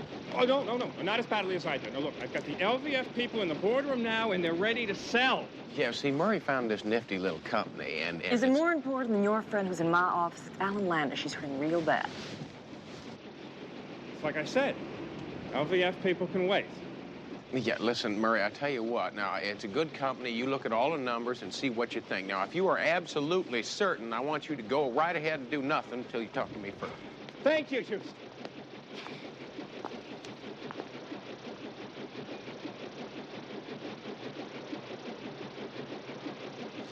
Oh, Mr. Houston, am I relieved to see you? Alice, it's so good to see you again. You were so sweet to take the time. Did Miss Parsons tell you? Well, she started to explain over the radio, but I think my ears were plugged because it sounded a little bit like a shark committing murder. And Your ears are fine. I know it sounds crazy on the surface, but, well, let me start at the beginning. You remember my daughter, Sue? Well, how could I forget her? She was the cutest little girl I ever met. She must be at least... 19. 19. Yes, and she's not so little anymore, is she? No, listen. That was taken 3 weeks after she was certified as a lifeguard. Yeah, and if I'm not mistaken, I'll bet you $1 there's been an increase in young men needing to be saved since she took the job. Mr. Houston, I'm fully convinced that my daughter's going to be murdered. By a shark? Yes. Yeah, I tell you what, I'm in desperate need of a cup of coffee. Would you join me? Oh, of course. Okay, good. Come on. This way. Houston, according to the news yesterday, another lifeguard was killed. Another female, both of these murders took place in Malibu. That's right. And they were only 20 years old, and, well, I've tried to tell the police, but they won't listen. Now, Alice, you've worked for Houston Industries for many years now, and I know you're very good at your job. I'm also aware of the concern that a parent has for their child. But to tell you quite honestly, Alice, the feasibility of a shark as a murder weapon, You say I'm great at what I do. I compute statistics. I figure the odds on people living, on people dying, and the odds of their having a heart attack. Well, yeah, I know that, Alice. Well, what do you think the odds are on 2 girls stationed in Malibu within 4 weeks, both being eaten by sharks? Houston, apparently there are only 10 shark fatalities a year anywhere in the world. Yeah, well, Alice, I'm not trying to be mule-headed about this whole thing. It's just that I'm having a hard time figuring out how you set a shark down and tell him, go kill somebody. I'm sorry, it's just Sue. She's my little girl. And Oh, come on, Alice. Now, don't cry, all right? It's going to be okay. Listen, I tell you what, we'll look into this thing, okay? Oh, will you? You sure? I'll read some books. We got fish books around here. Let's just, please, don't worry about it, okay? I called a shark expert and told him you'd be there in an hour. You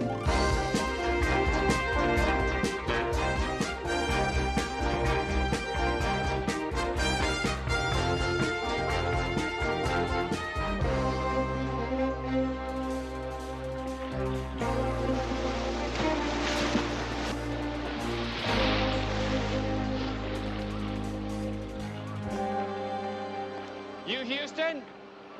Oh, yes, I am. Wendell Murdoch. Oh, yeah, the shark expert. Listen, I appreciate you taking your time. Well, I don't know what I can do for you, Mr. Houston.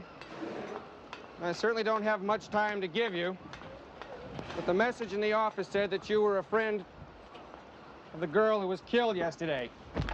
Well, in a manner of speaking, listen, did you know her? I suppose. In passing, mostly. See, I'm a bit of a loner. I find my closest friends to be fish. They don't play with your emotions. Well, I have been known to kill. So what are you here for, Mr. Houston? Well, a friend asked me to poke around a little bit and see if I could find out why that shark had something against Emily or the other lifeguard. Probably about as much as the sun or the wind. I'll give you a little free information on sharks. You know, they're one of the oldest living creatures on Earth. 6 million years old, basically unchanged. Yeah, they can be terrifying. They can also be beautiful. And sharks don't hold grudges. Well, they do have a tendency to get a nasty streak in them every now and then, don't they? Blaming a shark for his behavior is about as smart as blaming a dog for barking. It's just nature. Well, I'm not blaming the shark. I'm just trying to figure out why he did what he did. Now, everybody I talk to tells me you're the shark expert, so here I am. I just want to talk to you a little bit. Yeah, I'm sure they also told you that they consider me antisocial. You see, as far as I'm concerned, sharks have more rights in the ocean than surfers or lifeguards. That's their home. But people feel the necessity to go out and find sharks, hunt them down, and kill them, just to prove how macho they are. Well, maybe what we're dealing with here is a real macho shark. You see, we got 2 lifeguards that are dead, and neither one of them were shark hunting. So what can I tell you? Now, listen, now hold on a minute. Now, we got 2 shark victims in less than 4 weeks. Now, those are pretty long odds. Now, even an unsociable shark expert's got to have a theory on that. What's yours? You want to know my theory? My theory is that it's people like you that make people like me antisocial.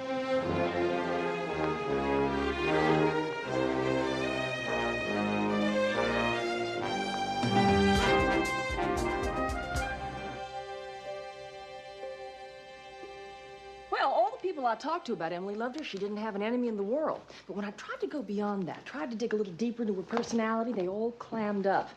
They're a real tight little group, if you get my drift. Yeah, well, CJ, it's nice to have loyal friends, but we're right in the middle of a murder investigation. Now, there has got to be a reason why those 2 girls were killed. You mean we got to find out what they're all about? Good question, but how? Well, I'll tell you, CJ, there comes a time in every man's life where he's got to make a sacrifice for a good cause. There does? Yeah, I believe it's called getting into the swim of things.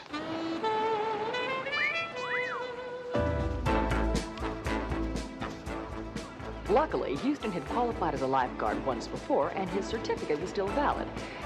Work, work, work. Deserted out here today, isn't it? Really? We could get arrested for taking money under false pretenses.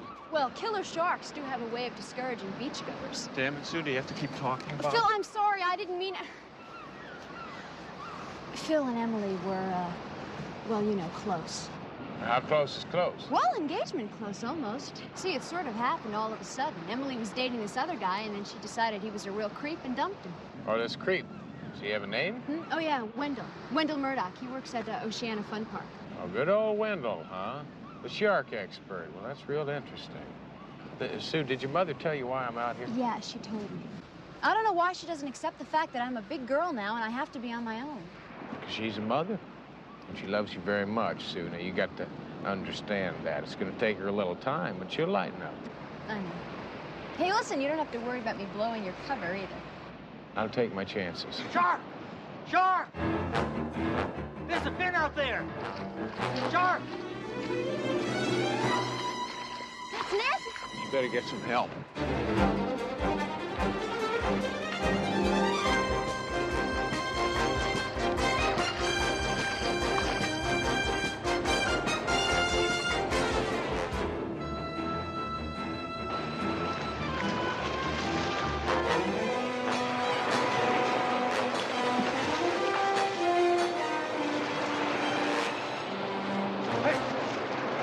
for sure. Look. Go on, I'll try and draw him off.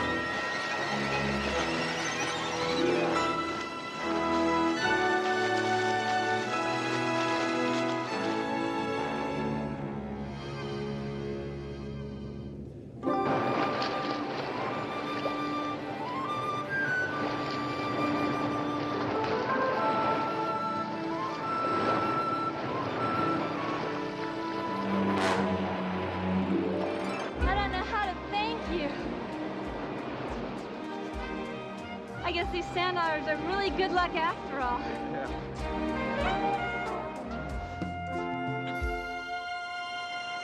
Thank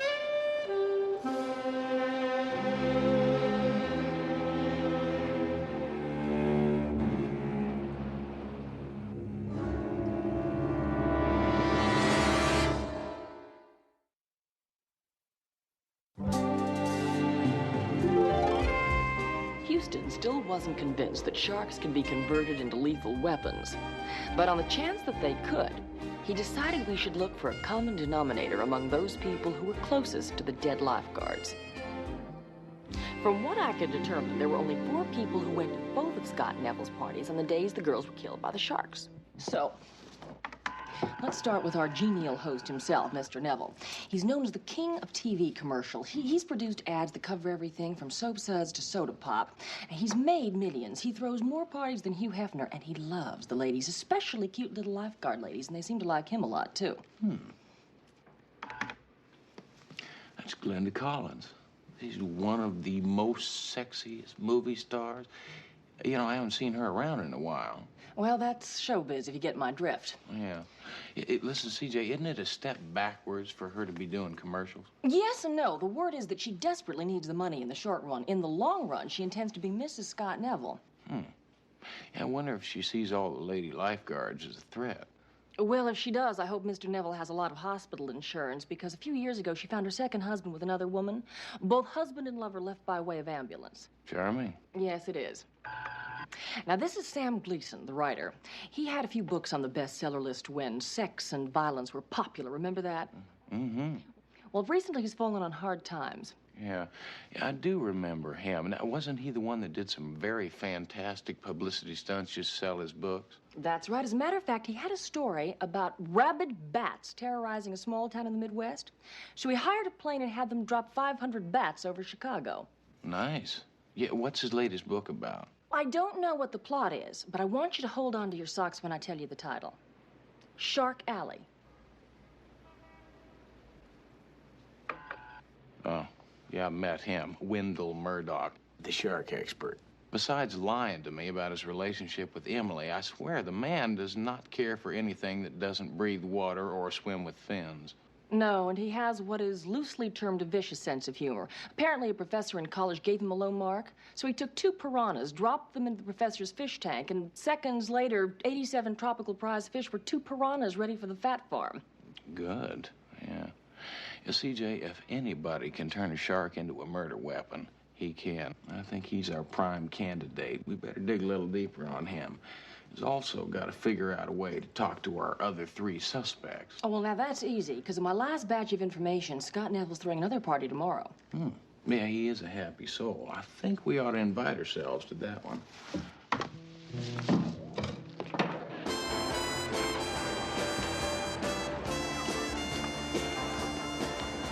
Well, welcome to Sodom by the Sea. Yeah. I wonder where our host is. Well, I don't see him, but I do see Sam Gleason over there. Oh, that's right. He's that author, Shark Alley. Listen, CJ, you're the literary type. Why don't you nuzzle up to him, see if you can get him to tell you all about the plot of that book. Meanwhile, I'll look for our host. Say no more. Yeah. I only agreed to do these commercials because of you. I do them the way I want. But you said we were going to Tahiti. Oh, darling, we are. But there are a couple of shots I need here first. With me in the water, doesn't that bother you? There are sharks out there killing people. Darling, I love you. I'd never let you do anything that would be dangerous. I'm scared, Scott. You know, I would do anything you want, but I'm scared.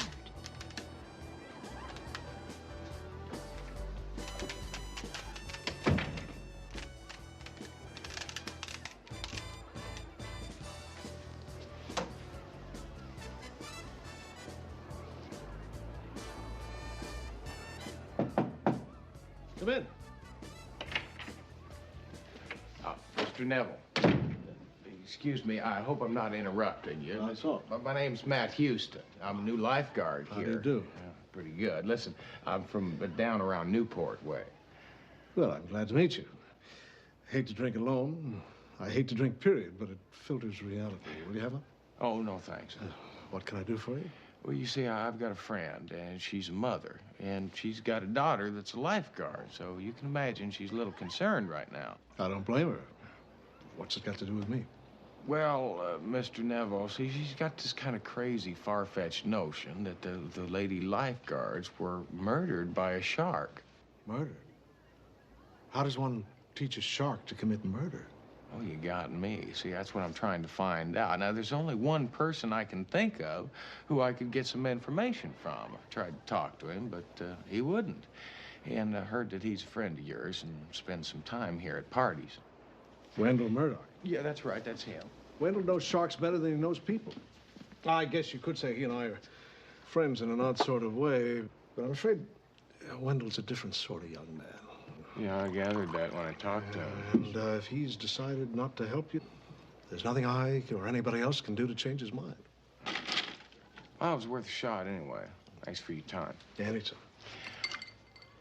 Since he is such an odd bird, I mean, how come you two guys are friends? A mutual interest in conservation. I agreed to help him with his favorite project, a film to stop the wanton killing of sharks. Financial help? No. Tips on writing the script, maybe producing the film gratis. You're a shark expert, too. No, I don't know the first thing about them, other than what Wendell told me. Now, the film would be my way of keeping the balance of nature balanced. You sure you won't have a drink? No, I'll tell you, I better take a rain check. Right now, my only concern is keeping the balance of nature balanced in favor of the lady lifeguards.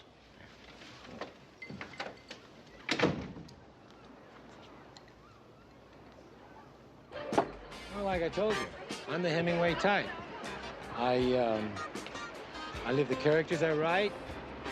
I do my own research. I mean, there's no substitute for the real thing, is there? You know, I couldn't agree with you more. As a matter of fact, there's something I've wanted to ask you about for quite some time now. Your last book, Shark Alley. Oh, forget about that. My next book, I guarantee you, is going to be on the bestseller list. Do you know what I call it? What? Sex on Kilimanjaro. It has a real ring to it. You like it? Yeah, I do. Listen, I'm going to be up there with those big guys. That Irving, what's his name? Anyway, Sidney Sheldon, Capote, Mailer. I mean, the cream of the cream. Well, now, see, this is a hobby of mine, reading all those books. So if you could just give me a list of your previous titles, like Shark Alley. Wait a minute. Hold it. The old juices are starting to run. I got it. I got it. Here. Right. Right. Right. Your phone number. What for? Because you are going to be the next heroine in my novel. And I am going to make you... Famous. Famous! As famous as Emily Merrill? Who? Emily Merrill, the little lifeguard who was killed. Someone said you were around here the day that happened. Oh, yeah. That was a real bummer. Why don't you just tell me your phone number and I'll write down, huh? Did you know her real well? Yeah, no, well, a little bit, you know, Come on, what's with all these questions? Well, maybe we can make a deal. You tell me where I can pick up a copy of Shark Alley, and I'll tell you why I'm asking you all these questions. You know, you are a one-track, one-dimensional person. And you'd make a lousy heroine. Well, how'd you make out? Like a blowtorch at a Smokey the Bear convention.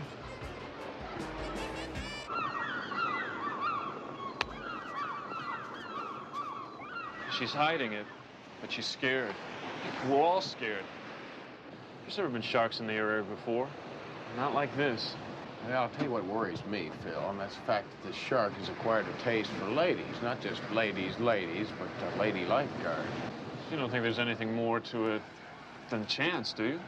Well, listen, Phil, I know it sounds crazy, but from here on out, I'd feel a lot better if every time Sue goes in the water, one of us is right behind her. I don't know. Getting to be a female lifeguard is tough, and Sue has got a lot of pride. Oh, by the way, we're having a bonfire birthday party for after work. We're going to call it off after what happened to Emily. A lot of people were on their way down from up north. Anyway, you're invited. I'm looking forward to it. Doing buggies. I mean, how many times do you have to tell them? Listen, relax, all right? I'm going to handle this.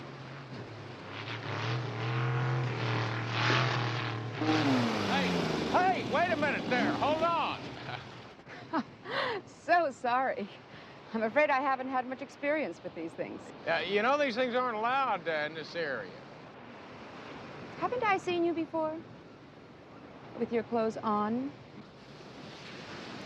Oh, that's right. It was over at Mr. DeBell's house. You were running out the door, and I was standing there. You seemed to be a little upset at the time. Was I? Well, I guess I better get this off your beat. Oh, yeah. Well, listen, I did want to ask you one more question. Now, you're doing television commercials now. Isn't that kind of a step down from motion pictures? I'm doing this commercial as a favor to Mr. Neville. We're engaged to be married. Oh, you're kidding me. Yeah, it's you Hollywood people. You got a great sense of humor. What's that supposed to mean? Well, it's Mr. Neville. He's a ladies' man, you know, chases the beach bunnies all around. Wow.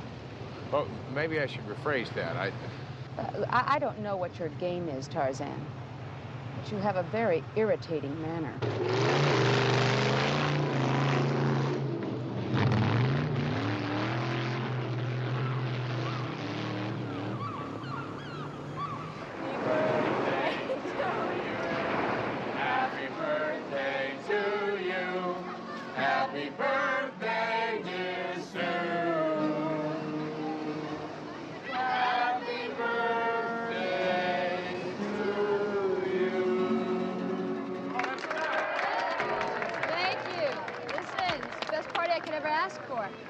Just wish Phil would get back. It's taking such a long time for a beer run. Yeah, well, don't worry about it. He'll be here shortly. You know, Sue, most folks say that happiness is an awful lot like hunting. When you spread it all around, you're bound to get some on you. That's a nice down-home thought, Houston. I think I got a little of that honey on me, too. No, CJ, I believe what you got on you is a sand crab. Look out! This, what's this? Oh, that's a sand dollard. It's the lifeguard's good luck charm. I just wish I knew who sent it. There's no card? No, I think it got lost. Isn't it pretty, though? You know, Emily had one just like it. Do you mind if I hang on to this for a little while? No, go right ahead. So give us a song! Yeah, that's a good idea. Come on, Sue. Thank you. Sue, yeah. Thank you. I like that idea. Oh.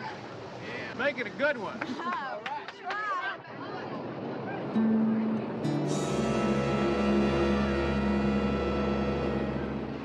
You get this to Novelli and have his boys at the lab take a look at it. We looking for something special? Well, could be anything, but if there's something in there, they're going to find it. I also need you to run a couple of checks for me. One on Mr. Happy Face and his sometimes movie star house guest. What kind of checks do you want? Well, I need a financial statement on Scott Novell. Yeah, I'd like to know exactly how much that man's worth. What about the lady? Well, I need to know how dangerous she is. See, I had kind of an ungentlemanly-like conversation with her this afternoon. That woman's got a temper. Well, we knew that from when she attacked her ex-husband and his girlfriend. Yeah, but what we don't know is if that attack took place on the spur of the moment or if it was planned over a long period of time.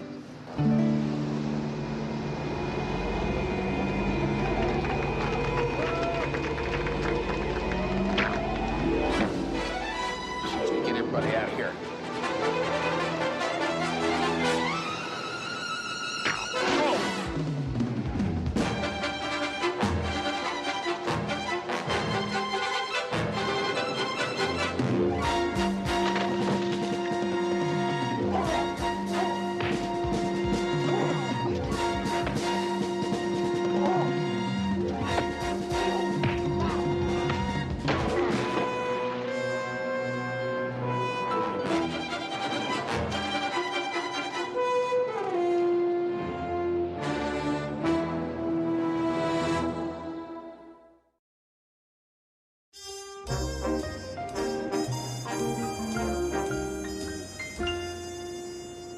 You know that lifeguard, Phil Bromley, he claims that while you were being conked on the head, his car was rear-ended. That's what held him up. Well, does it check out? We don't know yet. Well, Vince, don't get testy. I'm just asking questions here. Now, did the lab boys come up with anything on that sand dollar necklace we sent them? We just got it a couple of hours ago. I mean, it's probably not even downtown yet. And believe me, no civil service lab boy is going to be down there before morning to examine it. Relax, Vince. Yeah, well, so I suppose it's out of the question if I ask you if you come up with anything on the would-be murder weapon. It's just a regular spear gun. I wonder who the victim was, you or Sue? I would imagine it's me. See, I've been asking an awful lot of questions for an everyday run-of-the-mill lifeguard. You always have to wait until the food is served. When you gotta go, Pop. Yeah, Vince, if it was me, it means our killer shark's got a human on the payroll. Yeah. Oh, Vince. Hear that. You're not going to start with that shark theory again, are you? Well, Vince, I know it sounds weird, but yeah, it's the only one I've got. And I'm even beginning to believe it myself. At least I think I am. Yeah. Oh, hold on.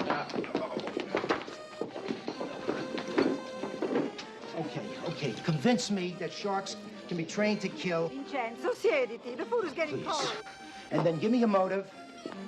Maybe I'll buy it. No, better yet, why don't you come down to the station and look through our mug book and point out the killer shark? You're not very funny tonight, Vince. I'm in a very funny mood. My wife's gone to her sister's wedding for 3 days, and I never knew how hard wives had it. Hey, Houston, take a look. Did you ever see 4 such handsome boys? Eh? And what eaters? Mamma mia. Italian eaters. Ah, non c'è che dire. Grow big and strong. I love them. But it's like living with 4 Pac-Men. I mean, did you ever see the food prices lately? Yeah, they do put away the groceries, Vance. Yeah, if only their father had the good sense to eat more often like this, he'd probably have enough strength to have more than only 4 sons. Ma che va sta roba in sala? Ma che sei matto? Think it's too late for me to run away and join the Navy?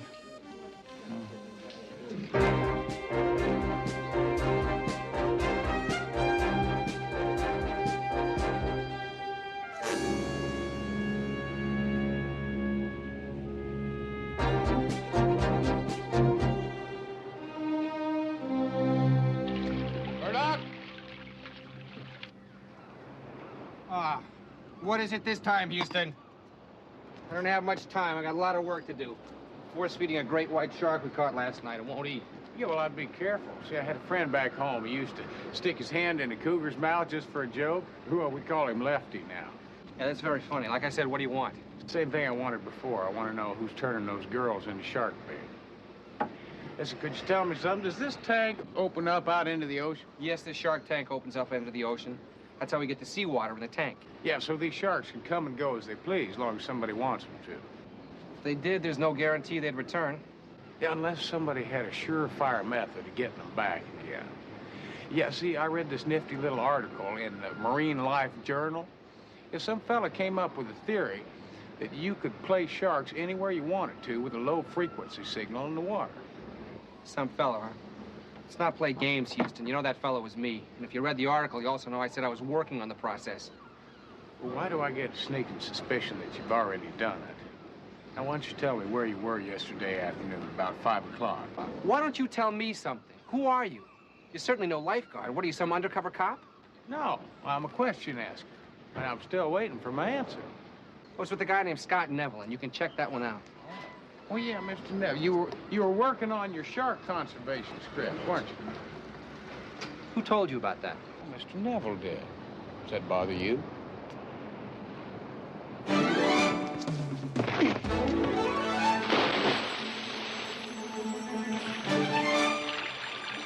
You know, Wendell, it's one thing to be antisocial. It's another to be stupid.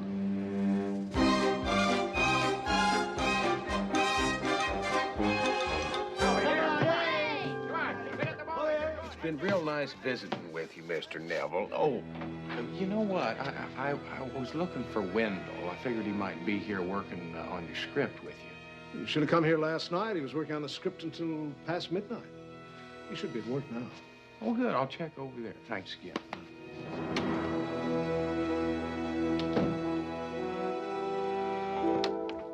Oh, excuse me. I'm Debbie. I'm late for an appointment with Mr. Neville about a job tomorrow. Oh, yeah. Well, you'll find Mr. Neville right over... Houston!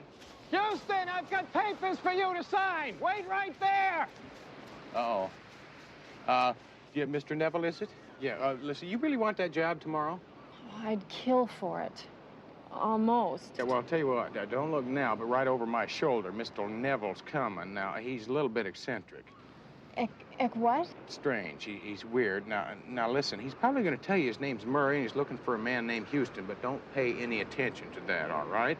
Now, if you really want that job, come here, I'll tell you what you got to do.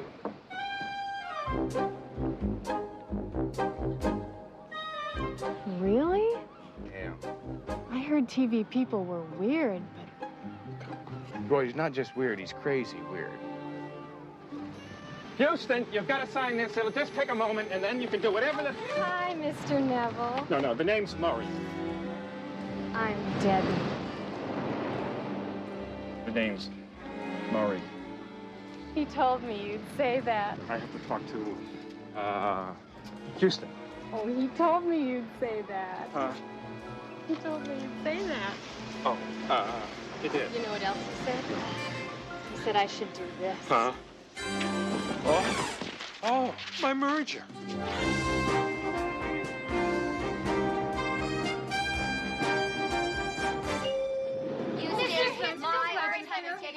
got a problem. You're the only one who's on it. I've been waiting to talk to you for 2 weeks about this problem. You just want to come right this way. Everyone has the time to get really. Oh, no. You go get a drink, right? No. Don't take a hat out. Houston, would you mind making that double or triple? Why? Am I in some sort of trouble? Oh, you're in clover. Look at this. Oh, Samuel Gleason's book, Shark Alley. Houston, I've read it. It's a blueprint for murder. Well, how about 2 murders? You got it. Both female? You got it. Both lifeguards? You got it. Both by shark attack? You haven't got it. It's about a young, rich Texan who likes to play private investigator. No wonder the book bombed. But this young, rich Texan likes to make other people think the shark did it. Well, CJ, we know the shark did it. I mean, there's a whole bunch of people standing around. Would you quit looking at me like I'm your #1 suspect? But, Houston, we don't have a motive here. Now, who's going to go around killing lady lifeguards? Well, more important, we need to find out who has the ability to turn a shark into a murder weapon. Well, it always boils down to... Yeah, I know. Wendell. Yeah, Wendell, our favorite shark expert. I mean, he's got an intimate relationship with a killer shark that's got his own coming and going door. And he's always experimenting with shark control. Oh, he lied to me about his relationship with Emily. Yeah, he's got to be the one who did it. There is no doubt about it, CJ. Hello. Hi, Vince. Right. That was Vince. He's with our #1 suspect. He's going to confess.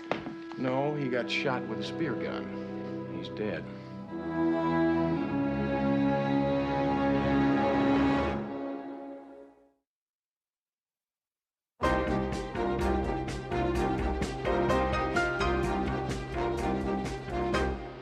Wait, Vince, that's 2 lifeguards and 1 shark expert dead. You still not convinced? It's got to be the most confusing murder case in history. Ah, man, you said murder. Does that mean you're convinced now? Hey, right now, you could sell me on E.T. eloping with the Tooth Fairy. But it makes sense. You know that medallion you gave me to examine? Yeah? Took a while, but the lab boys found a low-frequency transmitter inside. Low frequency. Well, that's just like the one Wendell was writing about in those articles. Now, maybe he did perfect it. Now, Vince, let's just take a look at something here. Now, suppose that the killer was exploiting Wendell, just using him for his shark knowledge, right? Now, the killer was using those sharks as murder weapons to kill the lifeguards. Suppose Wendell found out about it, threatened to blow the whistle, and he killed him. Then why would they kill the lifeguards in the first place? If we knew that, Vince, we wouldn't be standing here like fish out of water. Hi, Bob. They never stop eating. Over here. Yeah, Vince, why are we sitting over here when you kids are sitting over there? Survival of the fittest. Yeah, I wouldn't want to get in the way of all those swinging elbows. No. I just can't stand to see anybody eat spaghetti with their bare hands. Ecco qua. A nice dish of nutritious pasta. Mama, we're not hungry. Vincenzo, why can't you be more like your own sons? Of course you're not hungry. You don't eat enough to be hungry. You don't have the energy to be hungry. Well, we're trying to solve a murder case. Somebody was murdered? Yeah, 2 young ladies, Mama. And if we don't find out who did it, there's liable to be some more. Hey, ma come? What kind of policeman are you? Somebody's gonna get murdered, and all you can think about is food? Vergognati. Why can't you be more like Houston? Oh, never eat.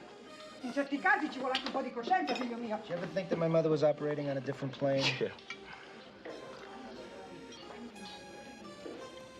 Wait a minute. Maybe we've been operating on a different plane here, Vince. You see, all this time we've been looking for a motive. Now, a motive for why those 2 girls were killed. What if the 2 lifeguards were killed for no other reason but to cover up another murder, one that hasn't happened yet? Kill a 3rd lifeguard. Yeah, 3, 4, 5, it really wouldn't make any difference because that's not the point. See, the ultimate victim might not have anything to do with lifeguards at all. 2 murders to cover up one? Why? Well, it's to throw us all off track, Vince, which is where we've been since day 1 on this thing. Interesting theory, but I still don't have a murderer or a motive. Not necessarily true, Vince. Oh, you 2 look like the coyote that just ate the chicken. What do you got? What we've got is Scott Neville's financial statement. Mr. Neville's finances are the Titanic. His idea of a TV commercial apparently went out of style a couple of years ago. The man lives high, and his creditors are closing in on him. I know how Neville feels. Did you ever try and buy shoes for 4 growing boys? Doesn't make him a killer. Now, I would have thought so too, Vince, until I found a cash expenditure from last month. Now, he borrowed every dime that he could to buy a $10 million life insurance policy to cover the star of his latest TV ads. Glenda. You got it. Yeah, and if he hasn't already, I'll bet you $1 Mr. Neville is about to present Glenda Collins with one of those sand dollar necklaces. CJ, you come with me. Vince, I want you to get a hold of the Harbor Patrol. You tell them to keep searching the waters around Neville's beach house for sharks. Murray, you drive CJ's car. I'm going to warn Glenda.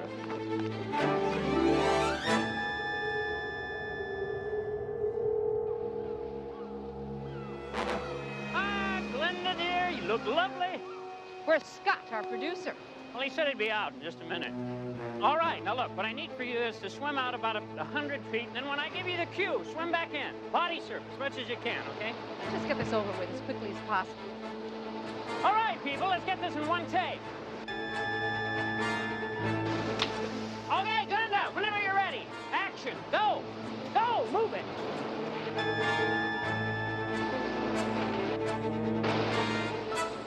Miss Collins, get the hell out of that water. You don't realize you just ruined our shot. Yeah, well, I wasn't trying to ruin your shot. I was trying to ruin his lunch. Oh, my God, I tried to tell Scott it was too dangerous. Yeah, well, I doubt if he was listening to you because I think he's the one that put you on the menu for this thing.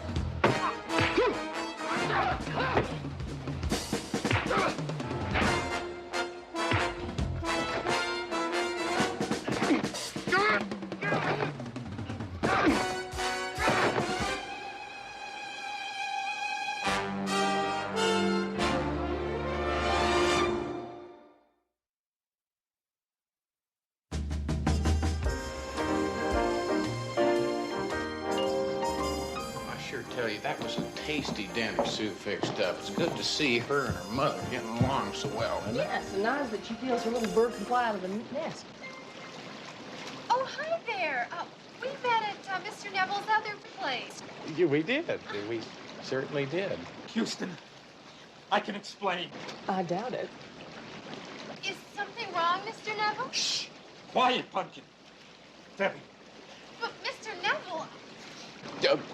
Mr. Neville, right. The Hollywood producer, the one that can arrange the big, fat speaking parts.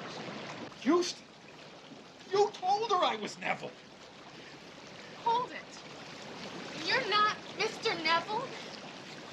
Debbie, well, as a matter of fact... No, I think what Mr. Neville is trying to say is that we shouldn't have barged in like this. It was a terrible mistake, and I promise you it will never happen again, ma'am. And sir. Well, I'll overlook it. Thank you. This one time. Mr. Neville, tell me about my part in your next commercial. Debbie, for the last time, stop calling me Mr. Neville. The name's Scott.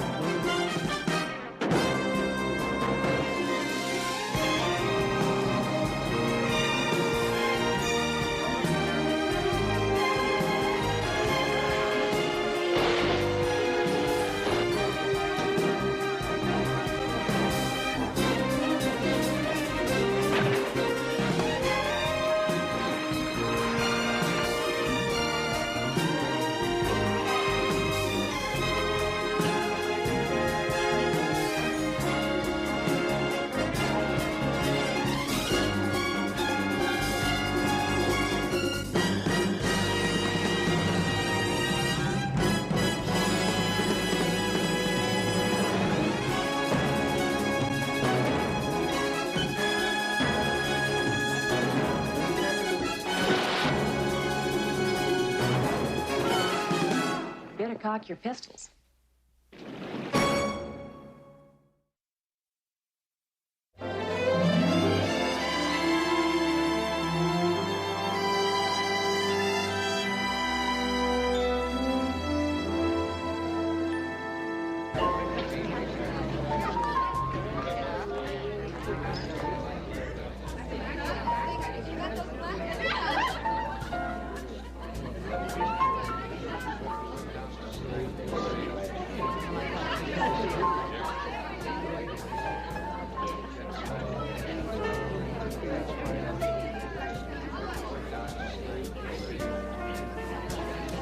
Yes, Catalani's here.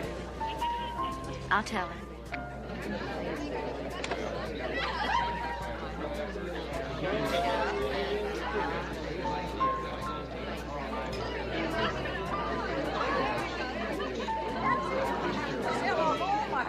Come to California. Excuse me, Annie. I just got word Houston's on his way up. Oh, thank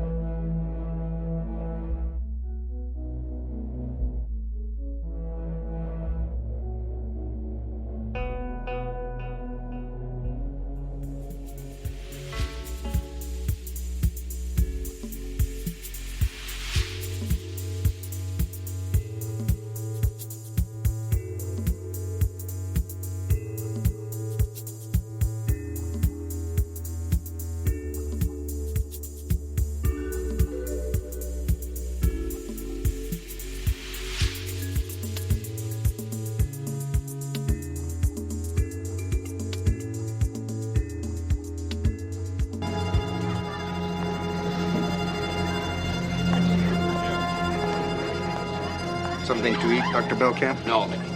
You? What are you doing?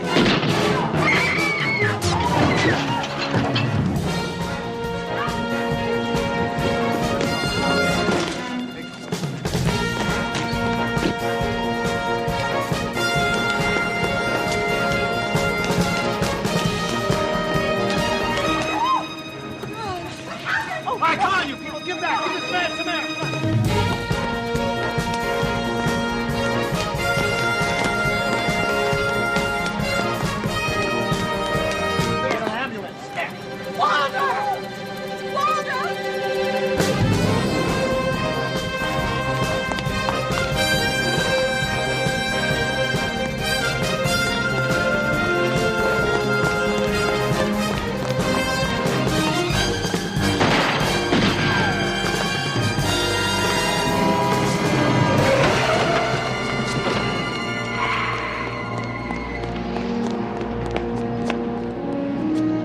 It wasn't my fault. He ran right in front of me, I swear.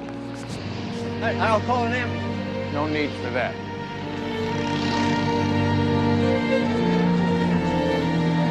No identification. Oh, my God. His name is Tom Chapman. He's an orderly. He was an orderly. He worked at the hospital until Dr. Belkamp fired him for being incompetent. Now, just offhand, I'd say Mr. Chapman overreacted a little bit to being fired. Well, after the firing, he physically attacked Dr. Belkamp, even threatened to kill him. I didn't believe that he'd follow through with it. Why don't we go back inside? Poor Tom. Listen, take it easy, all right? It wasn't your fault. Listen, here's my business card. Now, if you need a witness, I'm in, all right? Just take it easy.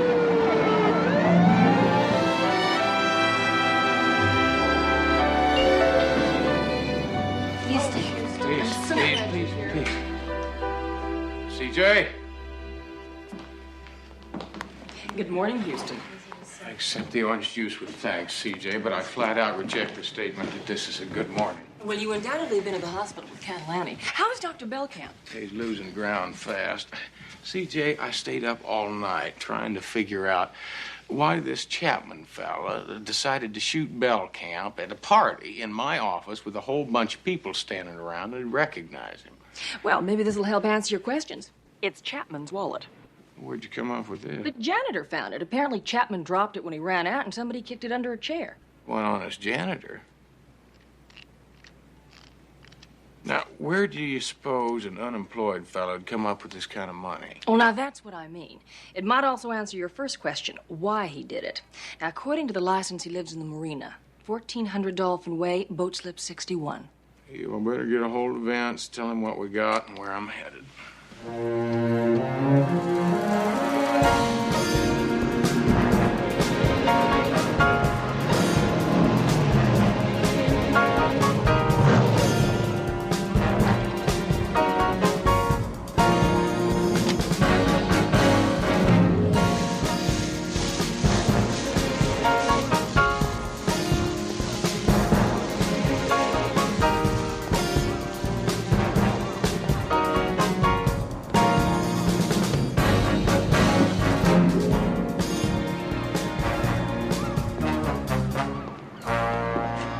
Chapman? That's me. Oh, if it's about the boat, forget it. Would you hand me that for sale sign there, please? Thanks. No need to why, anyway. Hawaii? Were you planning to move to Hawaii? Tom, he's was my husband. He felt that we'd worked long enough, and it was time we retired. Mrs. Chapman, have you got any idea why your husband would want to shoot Dr. Belkamp? Because Belkamp fired him, I suppose. Say, who are you? I have already talked to the regular cops. I'm sorry, I was just an interested party. Would you mind if I... Yeah. You see, the shooting took place in my office. Well, we found a whole slew of $100 bills on your husband. Now, have you got any idea where they came from? Part of our retirement money, I guess. Part? Well, Tom, He said that his ship had finally come in $100,000 worth. What ship? What do you mean by that? I'm not rightly sure. Is there any possibility that he was paid that money for killing Dr. Belkamp? Well, anything's possible, isn't it? I mean, Tom's killed before, in the war. I mean, he even won a decoration. Listen, think, Mrs. Chapman, now. Have you got any idea where the money came from or who it came from? In a matter of speaking, Tom said that someone on the research team where he worked had offered him an interesting proposition, and he was thinking about it. Did he say who on the research team? Tom never said. Mister, would you do a favor for a brand new widow? Certainly. Would you get the hell off of here, please? I was brought up to believe that crying in front of people is not nice.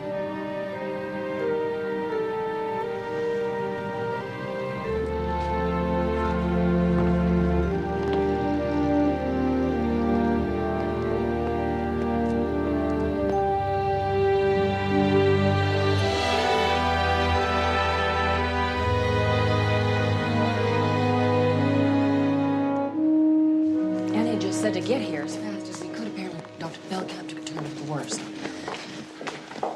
Listen, Annie, look, I'm sorry.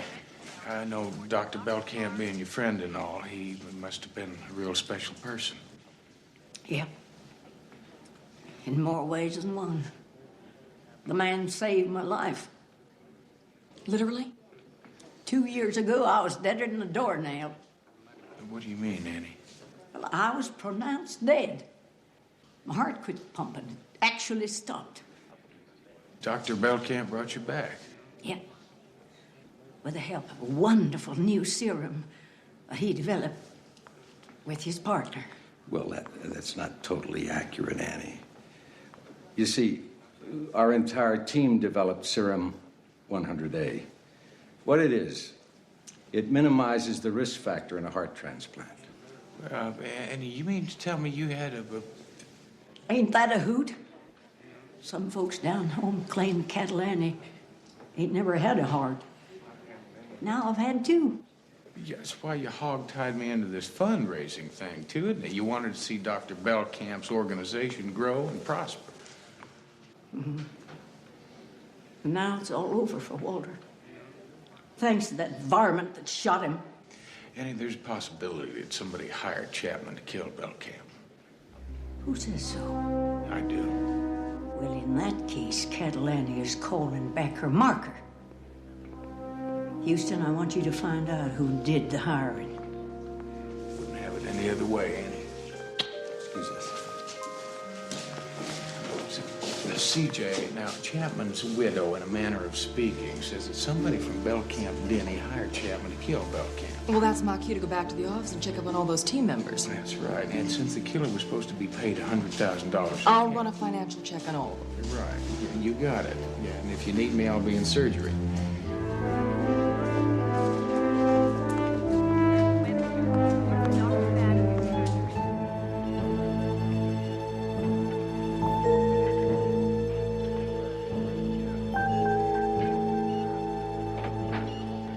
Denny? Ah, Houston. Please join me. Guess you heard about Dr. Belkamp, huh? Yeah, tragic. Yeah. Now, what's going on down there? Looks like a television show. They're preparing a patient for a heart transplant. Oh. Well, I'd just soon read about it. Well, you can relax. They can't begin without the surgeon, and I'm him. It's a fascinating operation to watch. Yeah, I'll bet. I'll just pass on this one. You know, during my first heart transplant, after I removed the patient's heart, I stared into his chest. I was in awe. Yeah, that's something else. You know, I bet that it almost make a person feel a little bit like God, you know? Tell me something. Was your partner hard to get along with? I mean, the ornery type. Well, not until recently. I don't know. Something was bothering him. We weren't seeing eye to eye. Yeah. Well, it brings me to my next question. Now, what do you suppose is going to happen at the research center now that Belcamp's gone? I'll simply carry on. Walter would have wanted it that way. I'll bet you Walter also would have wanted to know the identity of the man who hired Chapman to kill him. Hired? What are you talking about, hired? Talking about the $100,000 that was being paid Chapman by you or another member of this research team for messing up my fundraising party by killing Dr. Belcamp. Where in the hell did you ever get such an off-the-wall theory like that? Chapman's widow. That's ridiculous. There's only 3 of us left on the team. Mm-hmm. Yeah, it does tend to narrow it down a little bit, doesn't it?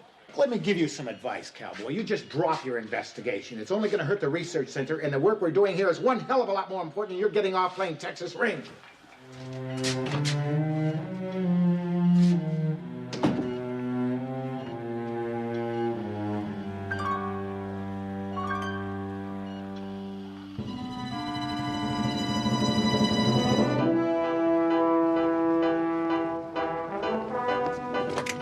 Emergency, sir. Can you give us a hand here? You bet. Who's in trouble here? You!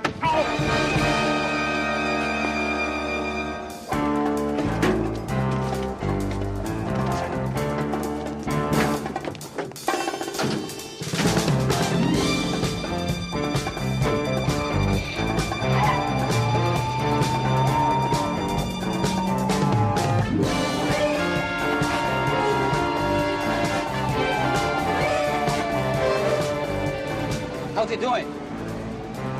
He's still out. That cowboy is not going to be too happy when he wakes up, especially when we tell him about the funeral. Yes.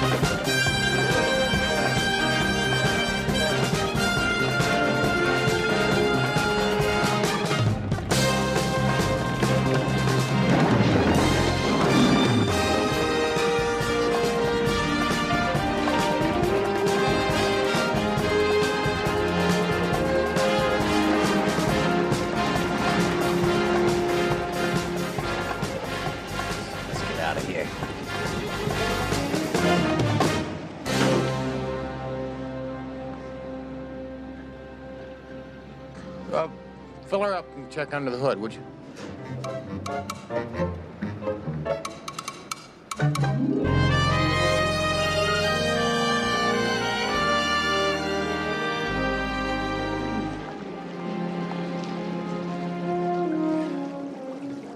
Showtime, Houston. Baby's got a rundown on all our suspects.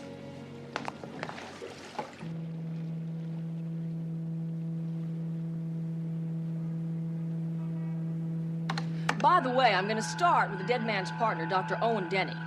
He's a brilliant heart surgeon. He is very flamboyant, and he loves the ladies. Well, I understand he loves publicity, too. I mean, I see him all the time on the TV talk shows and in the newspapers. Tell me something, CJ. How's his partner feel about all the hoopla?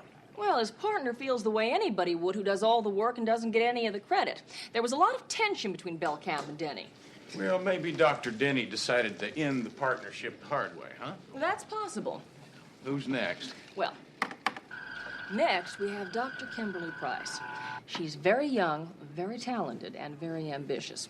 Dr. Belcamp found her when she was a young intern, and he liked her work, so he took her under his wing personally. Does that mean what I think it means? You bet. Very hot and heavy affair till about 2 months ago when she replaced him for a newer and younger Romeo. Want to make any bets on who it is? Oh, Dr. Owen Denny? Give a cigar to the cowboy. Very good. Yeah, that also means that she's next in line to take Dr. Belcamp's place on the foundation. That's right. Now, this is Barney Jenks. He's the team research assistant, and he was very instrumental in the development of Serum 100A, and they're now working very hard on developing Serum 100B. Well, CJ, what is all this serum stuff? Well, I don't know, but it has something to do with human organ transplants. Yuck. Yeah. Well, have you got anything else on Barney Jenks? Well, just that he and Belcamp go back a long way. It was a very tight relationship. Yeah, well, relationships have a way of disintegrating, CJ. This is true, Houston. But it's Catalani. Come on, she's not one of our suspects. Maybe, maybe not, but I'd still love to know what that sweet Texas favor is that you owe her. If you dare to tell her, Matlock, I'm gonna jerk a nut in your tail. Hello, how are you, sweet Faye? Oh, now, come on, Catalani. Tell me what's that secret something going on between you and Houston. Come on, fess up. What do you think, Annie? Should we tell her? Really ain't no big deal. Well, in that case, I think CJ's a safe bet. You see, CJ, Annie saved my life before I was born. Before you were born? Yeah, my mother was 8 months pregnant. She got in a car wreck way out in the boondocks, and Annie came along and delivered me right on the spot. Saved me and my mother. Like I said, it was no big deal.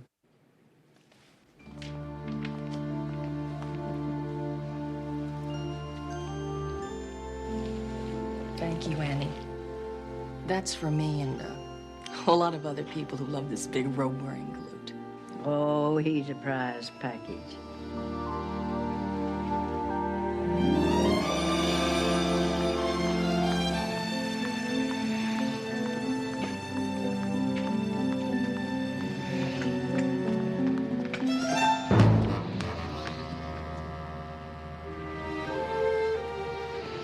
Morning, Doctor. I believe we have an appointment. Well, the lady who phoned didn't mention a football game. Well, that was just a little diversion. See, I wanted to catch you before you got inside, because I know when you're in there, there's all kinds of distractions. I see. Okay, how would you like to proceed? Well, I'll tell you what. I'll pitch and you field questions. That's baseball. No, ma'am, it's murder. Yeah, let me ask you a question. Now, which member of the Belcamp Denny research team hired Tom Chapman to kill Belcamp? Hired Tom Chapman? Who in the world told you a thing like that? Well, it's just like the newspapers say, a very reliable source. Just what is it you want from me? Well, Doctor, I'll tell you. See, I already know about your off-duty consultations with Dr. Belcamp and Denny. Let's stop playing games, Mr. Houston. I know who stands to gain the most from Walter's death. I do. Yeah, I know that, too. But listen, okay, come on. Oh, I'm sorry. Now, hold on. Let me ask you one more question, okay, please? Yeah, just tell me a little bit about your formula, the 100A, I believe it's called. Yeah. Serum 100A helps in the prevention of body rejection of heart transplants. Once we received FDA approval, we sold the patent outright to Dumont Pharmaceuticals. Oh, what about your newer serum, 100B? Is there anything special about it? Yes. Serum 100B helps in the prevention of body rejection of all organ transplants and not just the heart. Huh. Well, that's pretty revolutionary stuff. I mean, have you folks gotten a patent on it yet? No, we haven't received FDA approval. Oh, but assuming that you do get FDA approval. Yes, Mr. Houston, the answer is yes. It will be worth millions and millions to the foundation. You won't tell me something else. What do you suppose your share is going to be now that you're co-chairman of this foundation? The game is over, and you just struck out.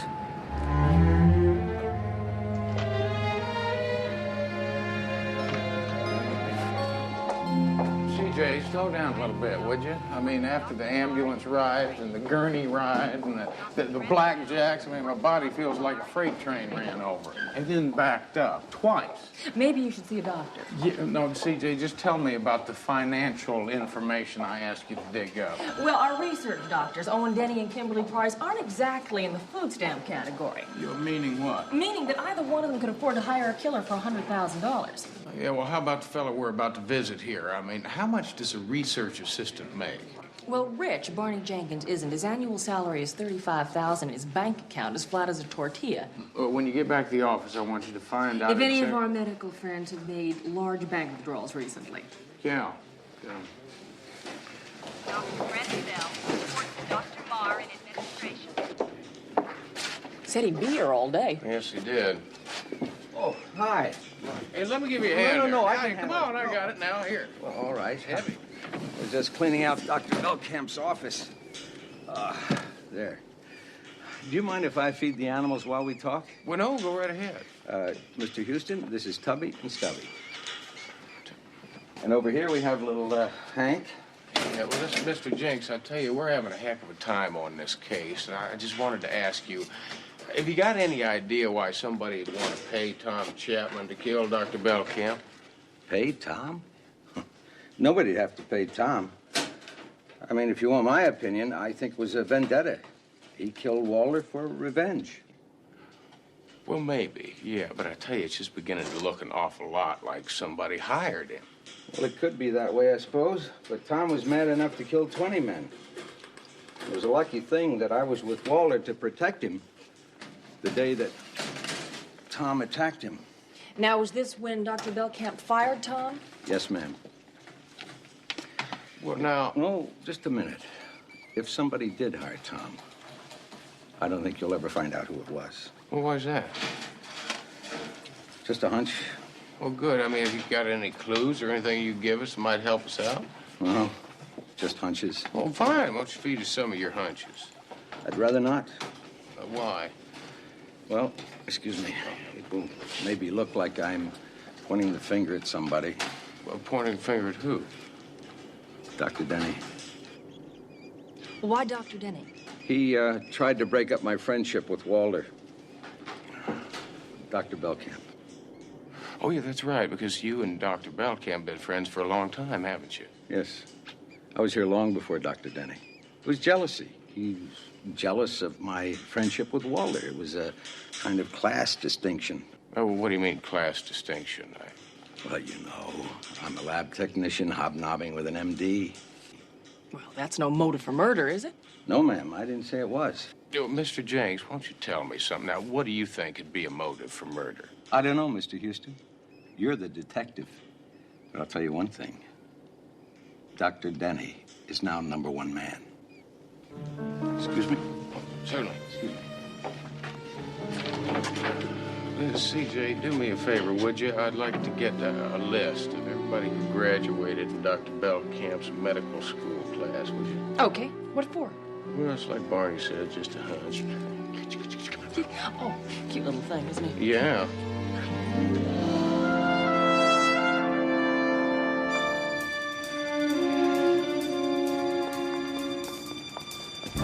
CJ, that's the man that killed Chapman. Call him a belly.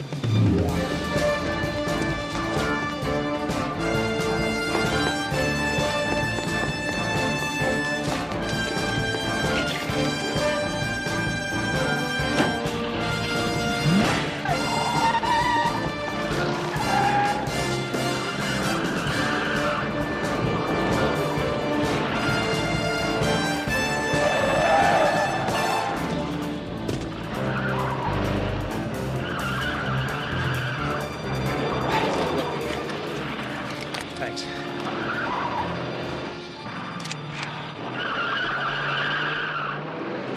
Oh, look, I'll buy it from you. Here, take all of it. Yeah, thank you. Gracias. Excuse, please. No? Maybe you like to buy film for camera, too?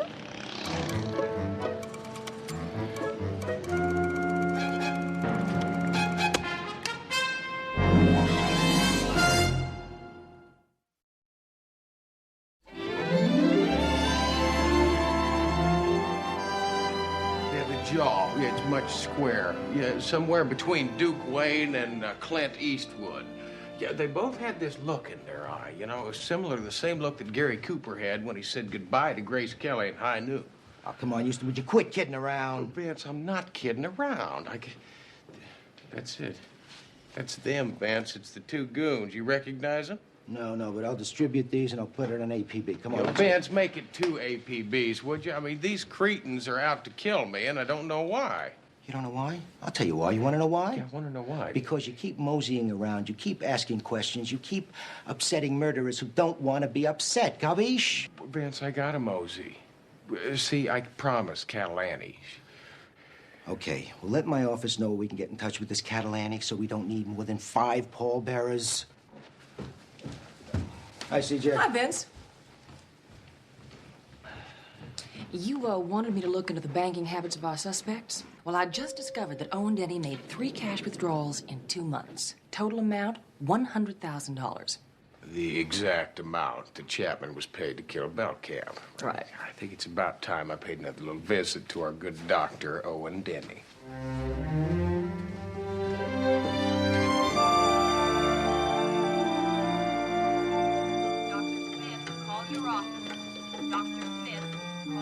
It's safe to enter, Mr. Houston. I'm all through cutting for the day. Is that another one of your heart transplants? Sure. 20 years young with congenital heart disease. Before surgery, I had 2 months to live. Now, could outlive us both. Oh, that's something. You know, I really admire your ability and what you do. I think it'd be a crying shame if you couldn't continue. Well, why wouldn't I continue? Well, you see, inmates aren't allowed to operate in prison. Prison? Inmates? What the hell are you talking about? I'm talking about murder. You see, Chapman was to be paid $100,000 for killing Belcamp, and you know what? That's the exact amount you've taken out of your bank account over the past few months. Come off it, Houston. I'm a wealthy man. I make a lot of investments. But those investments aren't usually made in cash, are they? Well, the kind you don't want to pay taxes on are. Besides, what I do with my money is none of your business. Finding out who killed your partner is. You better make that was. Houston, either you get off my back, or my lawyer is going to be talking to a certain judge about you. A judge who just happens to have a daughter in desperate need of a heart transplant.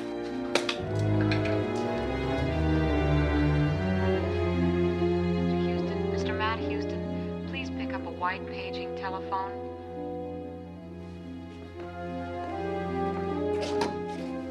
Houston. One moment, please. Hello, Houston. I've located that graduating list of Walter Belcamp's. Now, what am I looking for? Barney Jenks. The lab assistant? He isn't even a doctor, is he? Well, I'm not sure, CJ, but I tell you, when I was looking at the graduating class picture in Belcamp's office, there was Barney standing right next to Belcamp, big as life. Well, he's not on the list. I'll tell you, CJ, maybe it's about time that I did a little operating on my own. Have you got Barney's address there? I got it. I'm gone. Barney Jenks lives in an apartment building near the beach. Finding the apartment is no problem for Houston, but finding a way into Barney's apartment is. Excuse me. How you doing today? Listen, I tell you what. You look like you'd like to take a very long, expensive lunch break. Say, maybe at the Brown Derby, huh? Maybe cocktails at Perino's, maybe a supper at Chasen. Yeah. How'd that be, huh? You know, you sure don't look like an exterminator. Well, right, ma'am. That's why I'm so good at my job. See, the bugs don't recognize me either. They don't think I look like the enemy at all, yeah. You see, that's why I don't even have to sneak up on them anymore. I got him. This is Dr. Jenks' apartment right here. Doctor?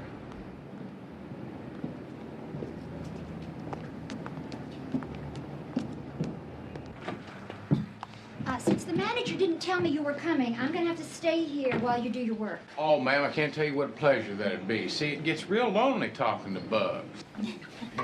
You know, Mr. Jenks never told me he was a doctor. Oh, well, look at that wall. And he's got more diplomas than Trapper John. Yes, he does. Well, I guess that's how he knew. Knew what? Well, that this apartment had rats with rabies. Rats. With rabies? Mm-hmm. Listen, I tell you what, if any of those little boogers get past me with white foamy mouths and little sharp teeth, you just run them into the corner there and give me a shout, would you? Okay, you know what? I'm gonna go back to my apartment. Why don't you just call me when you're finished, okay? Mm-hmm.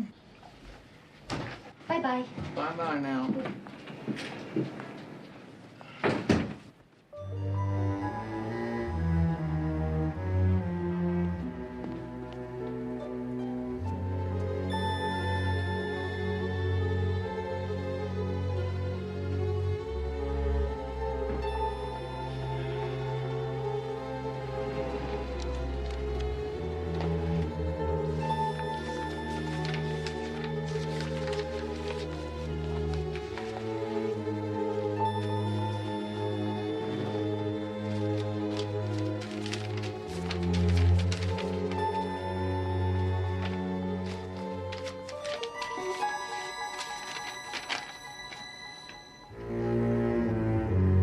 Glad you stopped by, Annie.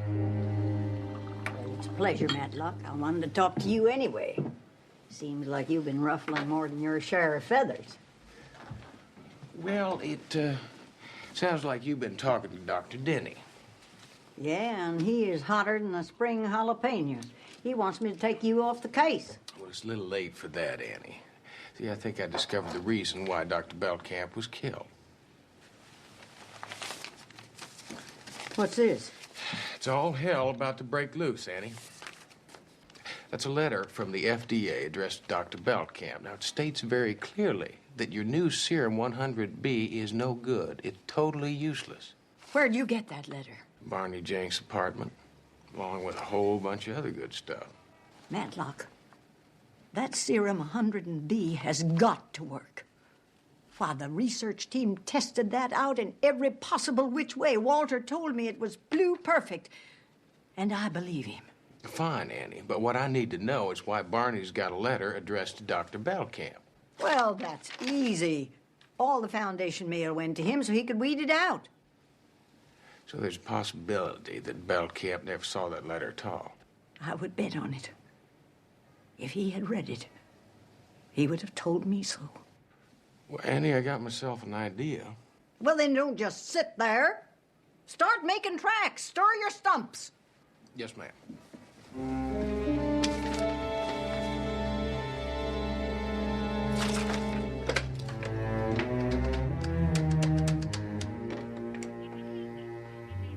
Dr. Denny, please. And hurry. Owen? This is Annie. We've got big trouble. Dr. Grenfell reports to Dr. Marr in administration.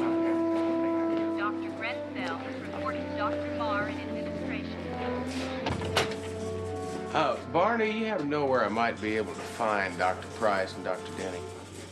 Well, I have a hunch you're in Denny's office, last door on the right. Thank you, Barney. Pleasure. Good, Oscar. Very good.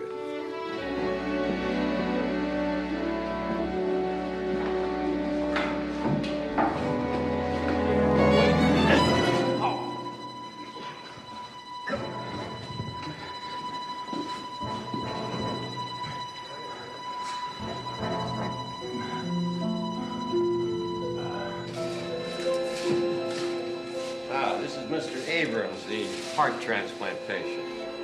Oh, yes, the patient. The operating team's waiting for him.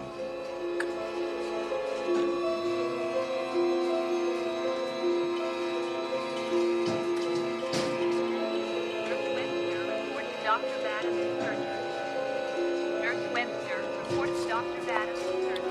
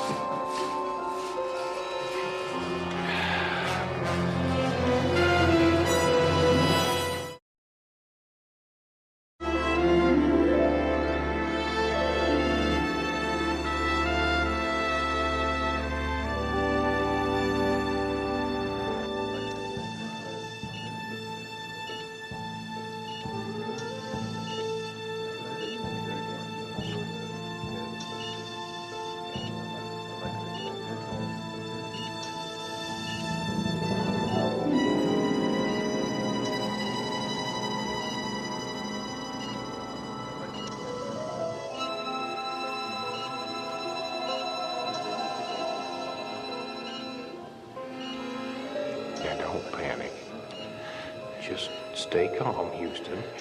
It's all a little mix-up. All you have to do is tell them.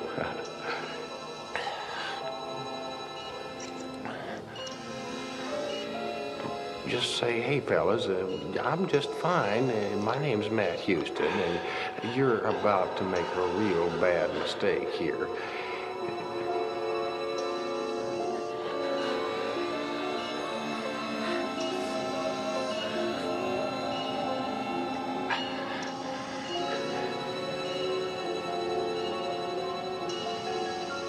All right, Michael. Let's put him all the way under.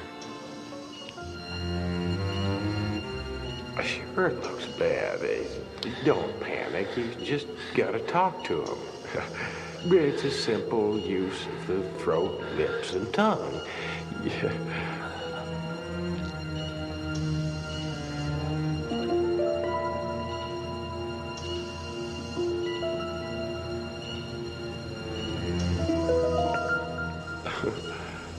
Oh, boy.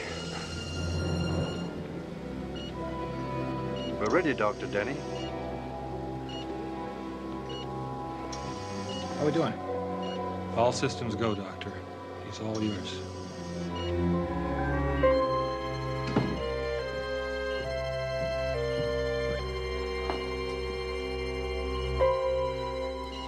Anybody hear how the stock market's doing today?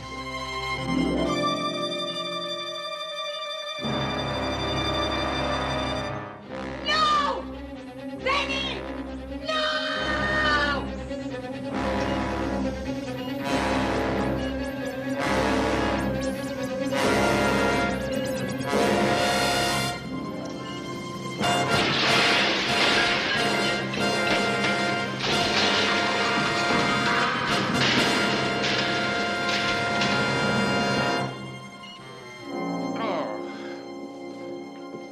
More Matlock.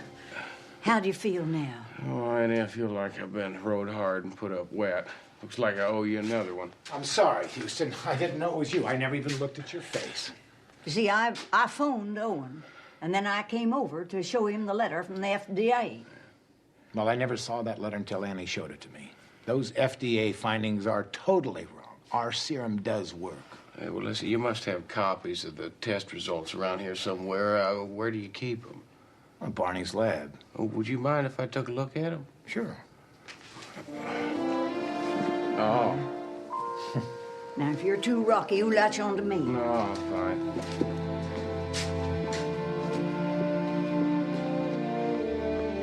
Yeah, that's what I thought. You know, thanks, CJ. Listen, you better call Vance. Tell him to hightail it over here, too.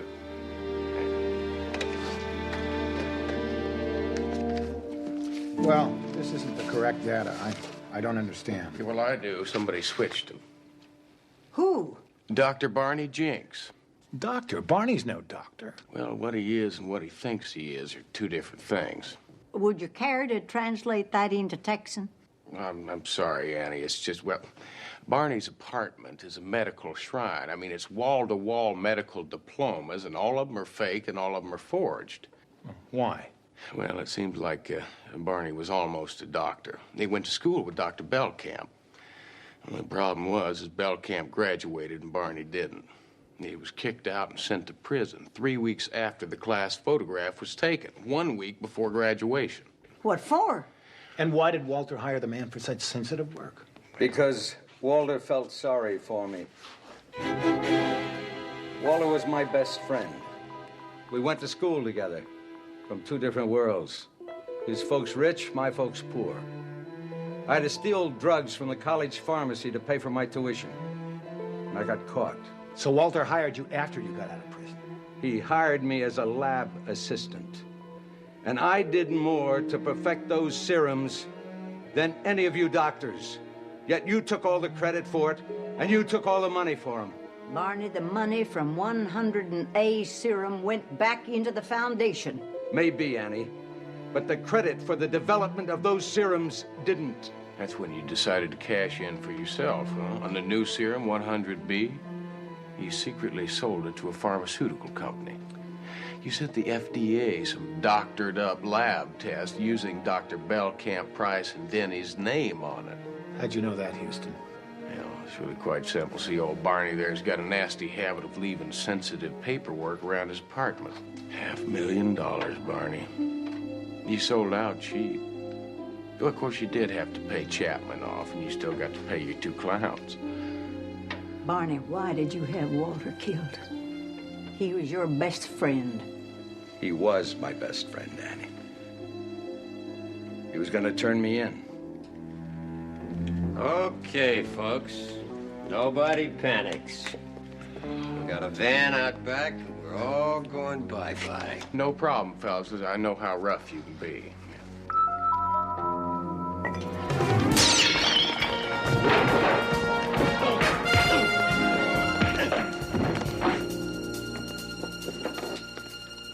Don't worry, Matlock. These fellas are hobbled. You go get Barney. Here's something else, Annie.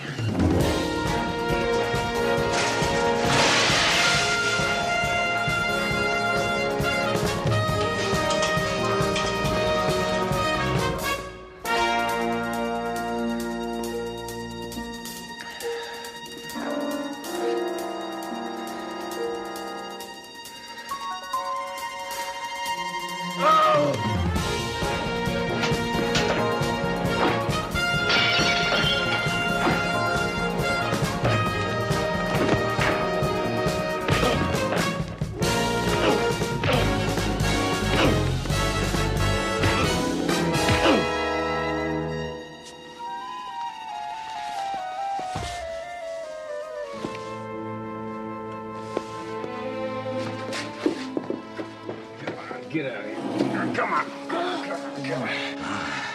Houston, what in the name Just missed him, Vance. The doctor's out.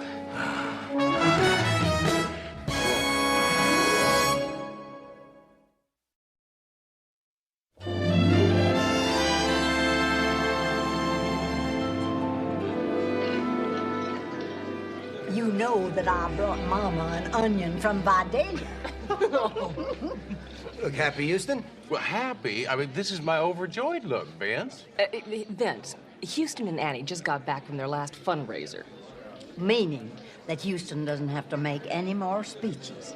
That's right. I tell you, it's going to be the last time I have to sit through a main course of mystery meat and mashed mush. Speaking of grub, where's Mama? She'll be right out. She's got a surprise for y'all. How do you all? I told you. Mama, you look great. Have you been taking her shopping or what? Isn't she beautiful?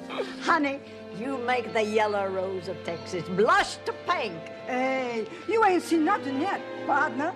Okay, you saddle tramps, move it out, pronto. A special pizza for Catalani. Oh, wow, it's Texas! The pepperoni is Dallas, the olives is Lubbock, the green peppers is Galveston, and the mushroom is San Antonio. He was Catholic, you know. But Mama, where's Houston? The meatball. The meatball? Monsieur. The meatballs. They're always the best. Houston.